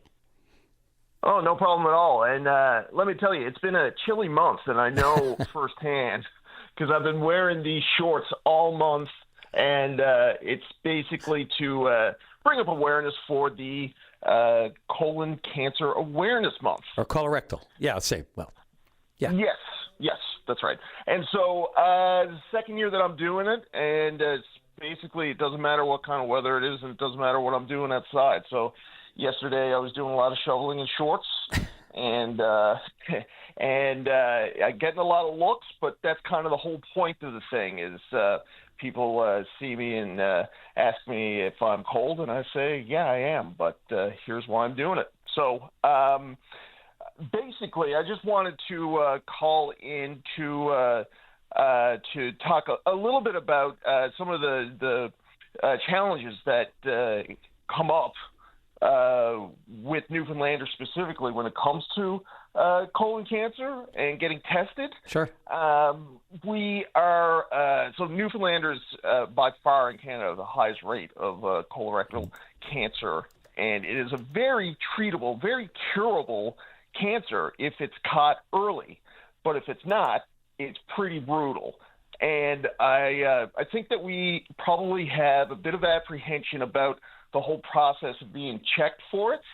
And I know myself last year I took the plunge, so to speak, in getting a colonoscopy, and it wasn't that bad. I got to say, it wasn't enjoyable, but it wasn't that bad. I get them regularly because our father had cancer for a while, and of course the risk was there, and all the boys in our family are over 50. I guess it shouldn't just be boys, but obviously, they're recommended by the Newfoundland Labrador Colon Screening Program for colorectal cancer is 50 to 74. I guess you're in that ballpark, are you, Patrick? I'm actually a bit younger, and this is sort of the So that's why I was asking, yeah. Yeah, is that, countrywide, colorectal cancer is really going down, but under 50, it's one of the highest rising cancers in Canada, and then twofold in Newfoundland. Cancers in general for youth, for younger people, troubling as it is, there are a number of issues, number of different types of cancer that are showing the exact same trend. Sorry, go ahead. Yes, yeah, and so I mean the tragedy about it all is that with colorectal cancer specifically, like I said, if it's caught early, you're gonna survive it. It's like a 95% survival rate, and so it's really about getting checked. And if it's but it's you've had so many calls even just today alone about the issues within the healthcare system. And getting in to get your colonoscopy, for me, it took 18 months, and for me to start wearing shorts in the winter before I got in. And so the lineup is long. And then also you could do there's another option called a fit kit. I don't know if you've heard of that. Yes, yep. You can get that from Mental Health Services as well, by the way. You're right, but you got to be under 50, or you got to be over 50 to get it. So it's kind of like the what I'd like to see happen is similar to what happened about a year ago with the policy of reducing breast cancer screening down to 40 to 49. It would be great if we could do that for colorectal cancer too, and save some lives and be a happier province. Certainly great in theory and in practice. We just need, again, as people have pointed out, it's great to reduce that and increase the numbers who can be screened. We just need the staff and the resources to do it. And you don't want to be on a wait list because there's too many of those. And you can, there are exceptions to every rule, especially if you have a pretty serious history of that type of cancer in your family. I think, there are exceptions to be made for that. But yeah, there's a toll-free line, and there, if you do want to get the fit kit, as they call it, and be screened for colorectal cancer, of course, the general, as you said, is between 50 and 74. And I have numbers and emails for that. I'll give out once we're at any time during the call, or maybe at the end, just to tag on to what you have to say. But let me ask you this, Patrick: where did the shorts idea come from? Like, what prompted you to go about it that way? Well, it's sort of like I guess the reasoning behind it is I used to be a winter shorts guy generally, but I stopped doing that a couple of years ago. And there's this sort of I think I was tying it to the idea of being too tough. Guys are too tough to go and get checked for colonoscopy, and so I tied that to wearing shorts in the winter. I don't know. It was something that I thought that would be, it'd be like kind of a visible thing, and it's really worked. I mean, I can't tell you how many questionable looks. I ended up getting a sweater that just kind of explains it because I was just getting too many looks and too many questions. So, so I wanted to do something that was visible. It's not really about even really raising money because, like I said, it's a cancer that is very curable as is now, but it's about awareness. And if anybody wants to know more about the Winter Shorts Challenge, it's me. Last year, we doubled in size. Last year, it was just me doing it alone. Now it's me and my buddy in Alberta, Aaron Bishop. So we're both doing shorts for the month. But you can find out all the information about that at my website, which is gpatrickcondon.com.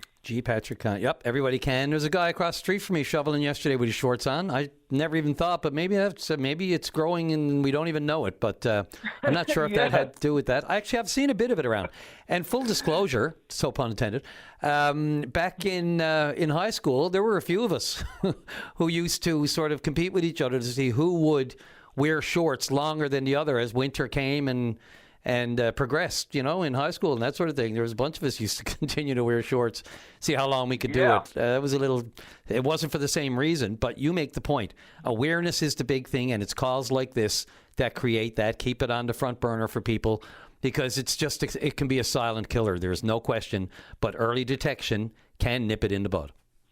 Absolutely. Yes, sir. Patrick, really appreciate the call. Keep us going on it. It's hopefully warm up a bit. I don't know if shorts stay today. I didn't even bother looking at. I didn't even bother looking at the forecast anymore because it's going to be cold either way for me. Yeah. Thank you so much. You're welcome, Patrick. Take care. Okay. Bye-bye. Alrighty, let's look at that. Right on the break, Maddie. Let's go. Let's take that break and be right back with Russell. And we're talking about separation, of who's separating. We'll find out right after the break. This is Open Line on the VOCM Big Land FM radio network. Welcome back to the show. And just a note, too, we mentioned before that NL Hydro, we're doing some testing on the LIL, the Labrador Island Link today. Of course, it brings power from Muskrat. And that was scheduled for 9:30. And by all accounts, everything was smooth here. I didn't see any bumps. Nothing lit up. Nothing went down. So, by all accounts, it appears to be a successful test. We'll see. I guess we'll hear from Hydro after the fact to see if they accomplished what they were trying to accomplish. And, of course, there's another test for tomorrow, so we'll keep an eye on that. Line number 2, Russell, you're on the air. Hey, Patrick. You're doing a great job, buddy. Brian, I'm not sure. Patrick was our last caller. Is that the... No, this is Russell. Yeah, and this is Brian Callahan. Oh, Brian, you're doing a great job, buddy. Really appreciate it, Russell. Thanks a lot. Yeah. I'm calling to say Trump is after eliminating the borderline between Canada and the United States. He's taken over Canada, and he's going to take over, say, Greenland. And I think this is great. But Newfoundland, Labrador needs to become a free country again. I don't know how free we'd be if we were actually, which we are not, if we were taken over by the United States. Yeah, but continue. The only thing is, like right now, Alberta's leaving. The three major provinces in Canada's probably leaving. So why don't we become an independent state again? Well, that's $1 million question. First of all, no one's leaving. I want Danny Williams to tune in on this, or whoever is believes that we don't belong in Canada. Who's leaving, Russell, again? Newfoundland, Labrador. Alberta's leaving. Since when are we leaving? Where does that information come from? Alberta, I think Manitoba and Saskatchewan is leaving. No, but you just said Newfoundland and Labrador. Let's start there. Yeah, but I want Newfoundland, Labrador to leave. Oh, but okay. You want them go back before wanting them to and actually happening are two different things. So just to be clear on that. But go ahead. Yeah, but just ask the people in Newfoundland and Labrador, the VOCM community, if this is the right decision. Well, we were asked in 49, and by a very slim margin, we decided we wanted to be a part. That was a lie. We never Okay. Agreed to vote to go to Canada. Like we've been. Well, history says differently. History does say differently, and God knows I lived through some of it. And my father lived through it all. So, and my family, well, my mother and father. Just imagine, when that happened in 1949. On April 1st? Oh, yeah. April Fool's Day. Okay, let's move on to, sorry. I believe. Yeah, I'm really sorry, but yeah, let's leave that one where it is, especially when the language comes into it. We've kind of tried to clean it up a little bit. There's no real need for that, I mean, under the circumstances. Let's go right to line number 1, and Alistair, you're on the air. Yes, good morning, Brian. Morning, how are you? Not too bad.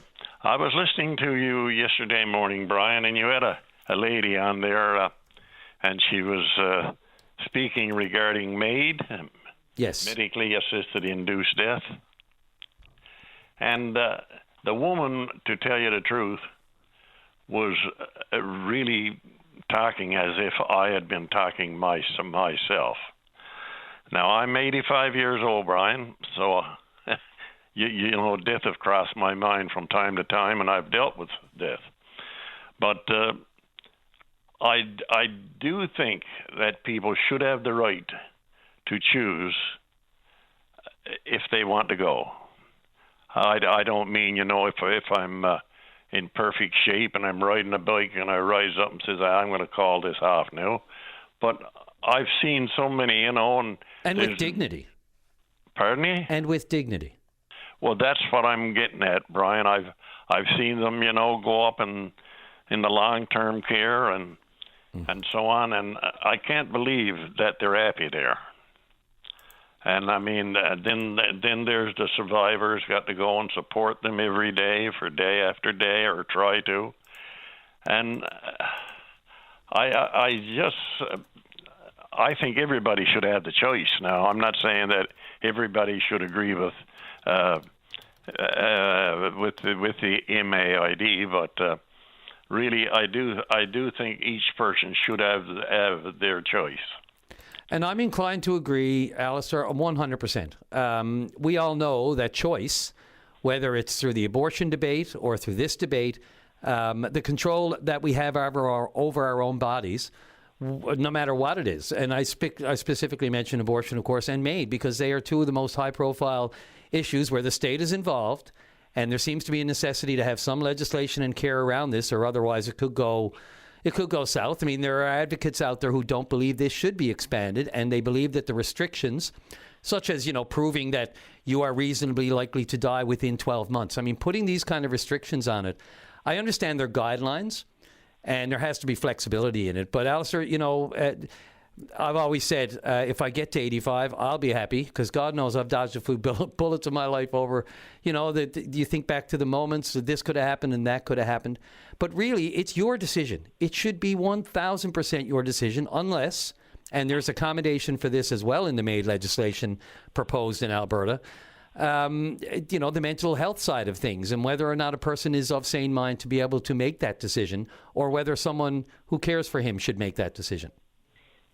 You're 100% right, Brian. And you know, there were 6 of us in family. Same here. And we're all gone now except me. So I seen the other 5 go. And you know, it's what quality of life have you got left? It's not if you live to be 100, or did you exist until you were 100? I mean, if you're sitting up there and what your day comprises of is you have a meal and go to sleep. Yeah. Have a meal and go to sleep. Get up in the morning and look in the mirror and say, no, I didn't die last night. Or you read the obituaries and your name is not there, so you say, no, I'm still alive, so I better get dressed. No, I think when the quality of a person's life have got to the point where you know, he's just not feeling like he wants to carry on. And I really do think that, Brian. And if you don't mind, I'd like to go into another subject, which is close to it. I turn on the television and I'm in the position myself. I mean, my wife died about 6 years ago. I'm sorry to hear that. So, I've lived in the retirement home, and for the last 5 years, I guess I've been living in my own home here in Burgeo. I've got 3 children. Neither one of them is within arm's reach of me. And so it's not easy, Brian. Have you had any of these discussions? Do you discuss anything like this with your children? Oh, yes. I mean, they know exactly about me, Well, and do you have a plan, or because planning is always an important part of this, so that nothing has to be done in the tragedy of the moment? No, I haven't sat down and did a plan or one thing or the other, but why have they got to make things so complicated in order to die? Well, because it is death, and all humans have to be accounted for in one way or another. A death has to be somehow certified, whether or not it's the certificate of death or whatever it is, and it has to have a reason. And if it doesn't have a legitimate reason, then it could be looked at as suspicious.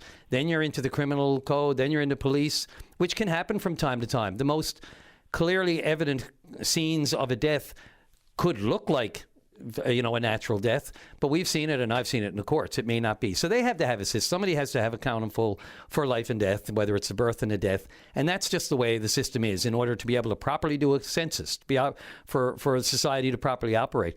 But these controls should be left to the family. The family knows the best. It's like home support. They know the best. These are the only people who have these really, really intimate discussions and sensitive discussions are family with family. And most important thing is knowing ahead of time, before, say, somebody of advanced age gets to a point where they can't coherently express their opinions or their needs or their wants, to plan ahead for these sorts of things. You sound, like you got lots going on, Alistair, ahead of you. The head on your shoulder and the knowledge and you know what's going on here, but not everybody has that luxury to be able to common sensely, if you will, rationalize it in their own heads about how they should go and at what point they've had enough.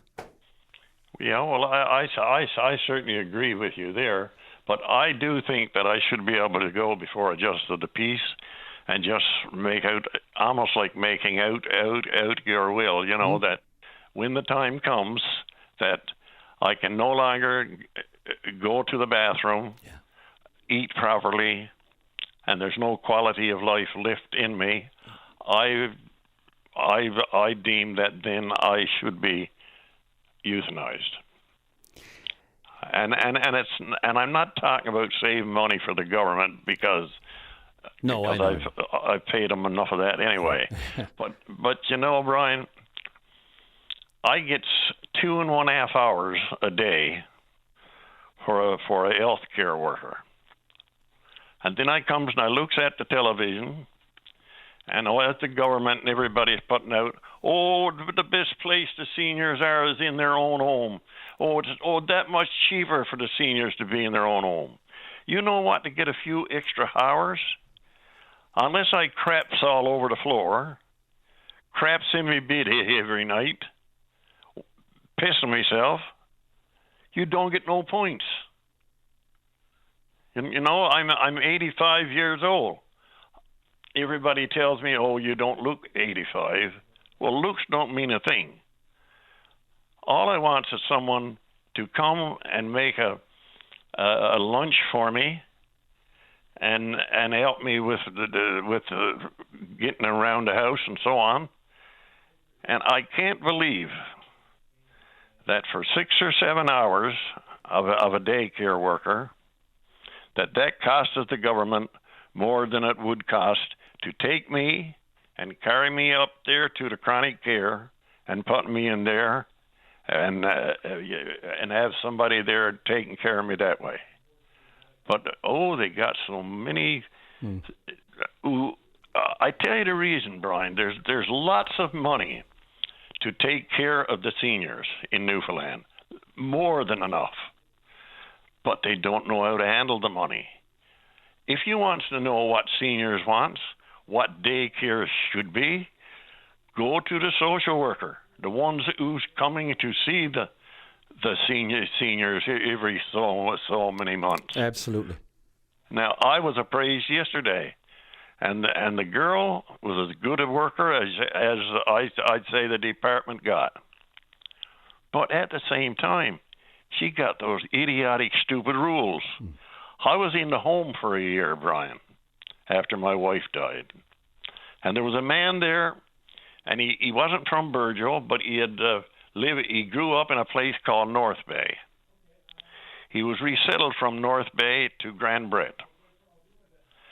Then his wife died, and anyway, he went into a sort of a home here in Burgeo, but you had to do your own care. Mm-hmm. And we were sitting down having dinner one day, and he was sitting at the same table as me in this home. And I said to him, I said, you know, I didn't really think that you'd ever leave Burgeo. You seem to be so contented and happy there. I wouldn't have left, he said, boy. The government kicked me out. I said, what do you mean, Uncle Jack? Well, he said, they cut the hours. He said, they cut me from 3 hours to 2 or something like that. He said, I couldn't get anybody to work for 2 hours a day. And that man stayed there in that home, sold his car, and he died at the age of 97. Now, Brian, you tell me that the government couldn't have treated that man better than that? No, I can't tell you that. No, because you know they could have. And that's what happened to him. He had to leave Burgeo, a place where he was going to stay for the rest of his life. And he lived till 97, and that's what happened. And that's just like me, Brian. I'm here now. I honestly wishes that I can sit here in my house, in my own surroundings, until the day I dies. But I can't tend on myself. Why do I need to be crapping in me pants and peeing in me pants? And you know, if you don't do that, oh well, you don't get too many hours. You know. I understand, and it can, you know, Alistair. I know somebody else of that age, and not only that, you know, one of the hardest things about this is when you lose a long-time life partner like your wife. Like, you know, you're not all of the couples are as strong when the other one passes, and so often we see the other just pass away of a broken heart, let alone the physical challenges that you get when you get up in age. We're very fortunate in our family. My mother is such a strong woman, and you know, after our dad passed 4 years ago, she's still driving. She's 91. She's making the most of every day. She's driving, she's bowling, she's playing cards, we're in touch every day, and we're very fortunate, very lucky, and not everybody's in that situation, but you're absolutely 1,000% right, and I said this yesterday. It comes down to quality of life versus the inevitability of death. And at what point do you accept that, you know, I've had enough? And it's tough. Not everybody, it's just a family, it has to be a family discussion and a full, wholesome review of before you make, because, you know, when you're alone and you're in your deepest moments and your quiet moments, you can think some pretty negative thoughts, although there are people out there who care so much and they don't want to lose you. That's the rub, isn't it? That's it, Brian, my son. I tell you, it was only a week or so ago that I went to bed this night, and when I got up next morning, I had been suffering with a headache the whole night. Yeah. My daycare worker turns up because my daughter had contacted her and told her she didn't think her dad was really on, and when she came in and she looked in the room, she just said, "You're going to hospital." Yeah. And so to the hospital we went. Well, it wasn't serious, but it was enough that I did need hospital attention, and I'm still on antibiotics. But Brian, I've got nobody alongside, and the thing is, when they're so miserly over a few dollars for a daycare worker, and then to get on that television and tell me that home care is our priority for our seniors and all of this stuff, I'm afraid that I don't believe it. Alice? Oh, yes, I'm going to tell you now, Brian. if I was a good lawyer, and I looked up, and when the girl asked me, what about incontinence and my clothes and all that stuff, and I said, oh yes, I'm doing that every day. And something else, oh yes, I do that every night when I go to bed. Yes, my bed is full of everything in the morning when I gets up. If I'd have told the lies, you'd be in a different place. Yeah. I'd have probably got about 10 hours. Alistair, I'm going to make a suggestion only because I've got to get to a break. I hope you'll call again. You're an important voice on this topic, and I think you're resonating with a lot of people who could who want to hear that other people are in the same situation, and that's a comfort unto itself. My only suggestion, recommendation is turn off the news. On a light note, I would turn off the news at 87, and I would say, whatever's going on, I know it's important as far as, your home care worker and being, you turn off the news at your peril, but, to disconnect. But I think just sometimes even I have to turn it off sometimes. Alistair, look, I really appreciate the call. Please call again. Yeah, well, that's good enough. But Brian, it really burns me up when I hear that there's a doctor in Clareville, I think he's gone to be an advisor to the Premier's office. And then you sit there at 85, and you haven't got anybody to... Yeah. And the one thing they're lacking, Ryan, you don't get any extra hours for your mental health. That daycare worker, it That's doesn't another come really here. important point. It is. That daycare worker doesn't come here until 3 in the afternoon. From the time I get up until 3, I might not see anybody. And I can tell you, you can actually feel it, an uplifting in you when your daycare worker comes in. Wow. And starts talking a little bit and so on. Well, I hope they're all listening to that because some of them are in tough straits themselves and don't feel like they can do enough because of the problems in the system. Alistair, I got to get off to the break. Let's talk again. Thanks. I understand, but I'm all really I sorry. can say is that it's about time that they went and listened to the social worker, and everything I told you have been told the social worker. They'll start finding out how to spend that money properly. Alistair, thank you for the call, and please take care of yourself and stay in touch. Okay. Bye. Take care. Okay, well over the break, but again, that's important. Let's take the break and come back with Mike wants to refer to John Hogan's call yesterday here on the show. This is Open Line on the VOCM Big Land FM radio network. And welcome back to the program, the literal home stretch for today, the Wednesday show. Let's go right to line number 1 and line number 2. And Mike, you're on the air. Yes, good day, Brian. Hope everything's going good. It is. It's quite the show today, Mike. But we're rolling with it all here. So, what's on your mind? Very good. No, I just had to pipe in a little bit. I've heard John Hogan and Fred Hutton repeatedly on Open Line and in the media and everything else and stuff.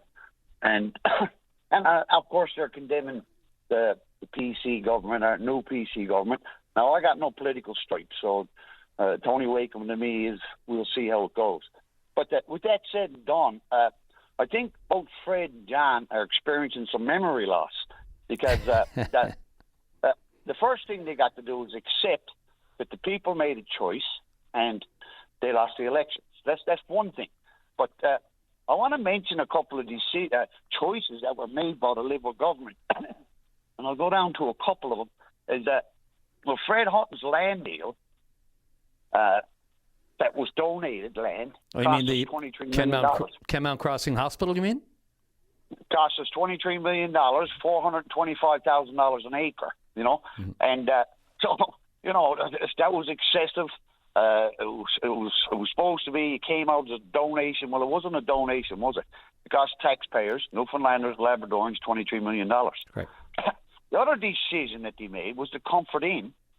Mm-hmm. The building is valued at $3.7 million, but in their wisdom, rather than buy the building at $3.7 million, they leased it for $7 million a year, $21 million in total. Mm-hmm. That's what the lease agreement is. So that cost us 7 times the cost of the building, 7 times the cost the taxpayers, right? Now, and I want to go to the other one, too. The other one, and the media gets credit for this one, the transitional allowance. that was exposed by the media. So you can put whatever kind of pretty name on it you like, $30,000, $40,000 going out the door. That was exposed by the media. Now, Andrew Parsons was lucky. He got his 40 grand and took it and went on anyway. But that was done quietly and secretly under the Liberal government. So we'll move on to some of the other stuff that cost us millions and millions of dollars. Keep her going. Andrew Fury wanted us to lay in bed with the wind energy companies. World Energy, John Risley comes to mind. John Risley right now owes CRA $331 million. And he's being sued by his former partner, Mr. Paddock, of course, and they have a court case in Ontario, and they have a court case in Nova Scotia. Yeah, it's gone south. Yeah. So, now, he received $128 million from Trudeau's slush fund, but how much work did the Liberal government, Andrew Fury, how much did they investigate John Risley? You know, and we were going to dive in deep. It was going to make every Newfoundlander rich. And how much did he check his background and everything else and stuff? You know, and I don't know if he received the full $128 million from Trudeau's slush fund. I would imagine he did. So I don't say we're going to get that back either. I think, it's funny. I had Mr. Hogan, and I got a couple of emails after the chat I had with Mr. Hogan yesterday. You know, I've been accused of everything so far on the show. I have no skin in any game, first of all. I just got a couple of emails calling me a liberal. Another one calling me a conservative. It's hilarious how people just automatically will taint you based on a word or a comment and then their perceived imbalance in the conversations. And so, I'm also accused of not letting people talk, like interrupting you right now. But I just want to say for the record, we had Mr. Hogan on yesterday. We don't have a whole day or a half hour or even 15 full minutes with him. And I wanted to let him speak. But we can go absolutely down this road with any caller who wants to. Look, you haven't even mentioned John Risley's private lodge in Labrador. That was the big meeting with, the invite to the Premier and the time he spent up there prior to all the GH2 thing hitting the surface. So, it goes on and on and on. And you're right. The opposition sometimes forget too quickly. And they want us to forget as well because, the whole NL housing audit that came out last week, that's all on their watch. Whether or not you think the honeymoon is over yet for the Conservatives, neither here nor there. It should always be remembered and always should be pointed out, whether or not you're a Liberal or Conservative, of what the other previous government was responsible for as opposed to the current one. That's right. And I have another little bit of advice for John Hogan and Fred Hutton. Rather than wasting their days in the media and on open line, I'd like for them to start knocking on some doors of these wind energy companies. We're owed $34 million. And we're $19 billion in the hole, the province is. The deficit on our budget was $700 or $800 million, but we're owed $34 million from the land leases. So here's something creative and productive for John and Fred to do, is go get that $34 million and get it back for the taxpayers and put it against the deficit. There's something productive for them to do. Unfortunately, the legal costs of getting that money back are going to wipe out any of that money. Yeah, my God. It will. And to see them going around and cocking their feathers up and stuff and that there and putting their chest up, my God, we couldn't afford to keep the Liberals in this province any longer. We couldn't afford it. Now, hopefully, Tony Wakeham will smarten up, do the right things, and make some good, hard decisions, and stop wasting taxpayers' money. It's not very complicated. Yep. And we'll see. I mean, stop wasting it. I don't know how much he's used of it so far because it's been such a short term. But look, the proof will be in the pudding. We got the budget coming pretty soon. So the rubber will hit the road when that happens. Mike, I got to get off to a break. Want to wrap up real quick? Yeah, no, that's my 2 cents worth. And, we need so much change in politics. And we need legislation to govern these politicians. Like the code of conduct and code of conduct violations is absolutely not working. It's a waste of time. It's not worth the paper it's written on. But we need accountability. We need accountability with these politicians because the Fury government has left us millions and millions of dollars in the hole. Millions of dollars. And we can start with the elimination of partisan politics. Ha, ha, ha. There's a dream. There's a pipe dream. Yeah. Thanks, Mike. All right, Brian. Thank you very much for your time. I appreciate it. Anytime, call anytime. Thank you. Really appreciate it. Thank you. All right. Bye. Great. All right. Last break in the morning and back with Tim. Let's talk some Mount Pearl men's hockey. Why not? After the break. This is Open Line on the VOCM Big Land FM radio network. And welcome back to the near the finale of the Open Line for this Wednesday. Let's go right to Tim. And Tim, you're on the air. Hi, how are you this afternoon? I'm almost this afternoon. I'll be a lot happier when it's. That's not true. I wouldn't say I'll be a lot happier. There'll be a little bit. This has been it's been a heavy show if you've been listening. So I am all over a bit of hockey talk. Let's do it. All right. Okay. So a couple of weeks ago, I spoke to Tim on the Mount Pearl Men's Recreational Hockey League's 50th anniversary. We went through a lot of golden anniversary this year. That's fantastic. I saw that. It is. Yep. Yeah, it is something. And last week, I got the pleasure of speaking with Linda, just as a follow-up and just trying to boost it up there a little bit more. Sure. And today, if you didn't mind, I'd just like to send out a bunch of thank yous and toss out a few bouquets with regards to all of the work that's gone into preparing for this coming Saturday. You got it. I got you a few minutes. Fire away. Yeah, already. So first and foremost, I wanted to thank VOCM and yourself and Linda and Tim and everyone for allowing me the opportunity to come in. It has helped tremendously. We have about 200 bums sitting in seats this Saturday at the Reed Center for our 50th anniversary for the Mount Pearl Men's Rec Hockey League. It's going to be catered by Fireside. We're all pretty pumped up about that. They are an incredible company. I wanted to thank the city of Mount Pearl first and foremost. We have been proud partners with them for 50 years. And, where we're to right now, we wouldn't have been possible without them. And we're looking forward to another 50 if we can do it. In my opinion, I say this all the time, the greatest little city in the world, probably. But also send a little bouquet and thank you to Jennifer and her team at the Reed Center. Boy, has she been incredible. I wanted to do that. Special thank you to the long-time league sponsors with Molson's. Boy, I tell you, their investment in sport and everything else in this province is next to none. Mm-hmm. So we're quite thankful for those guys. Also want to toss out some thank yous to our current sponsors, Nutrilon, Pinnacle Office, City Tire and Auto, Precision Excavation, DBA Consulting Engineering, Carpet Factory, All-Star Rebar, and North Atlantic. So much work and effort goes in and responsibility as being the sponsor for, we'll call them a semi-professional hockey league. How about that?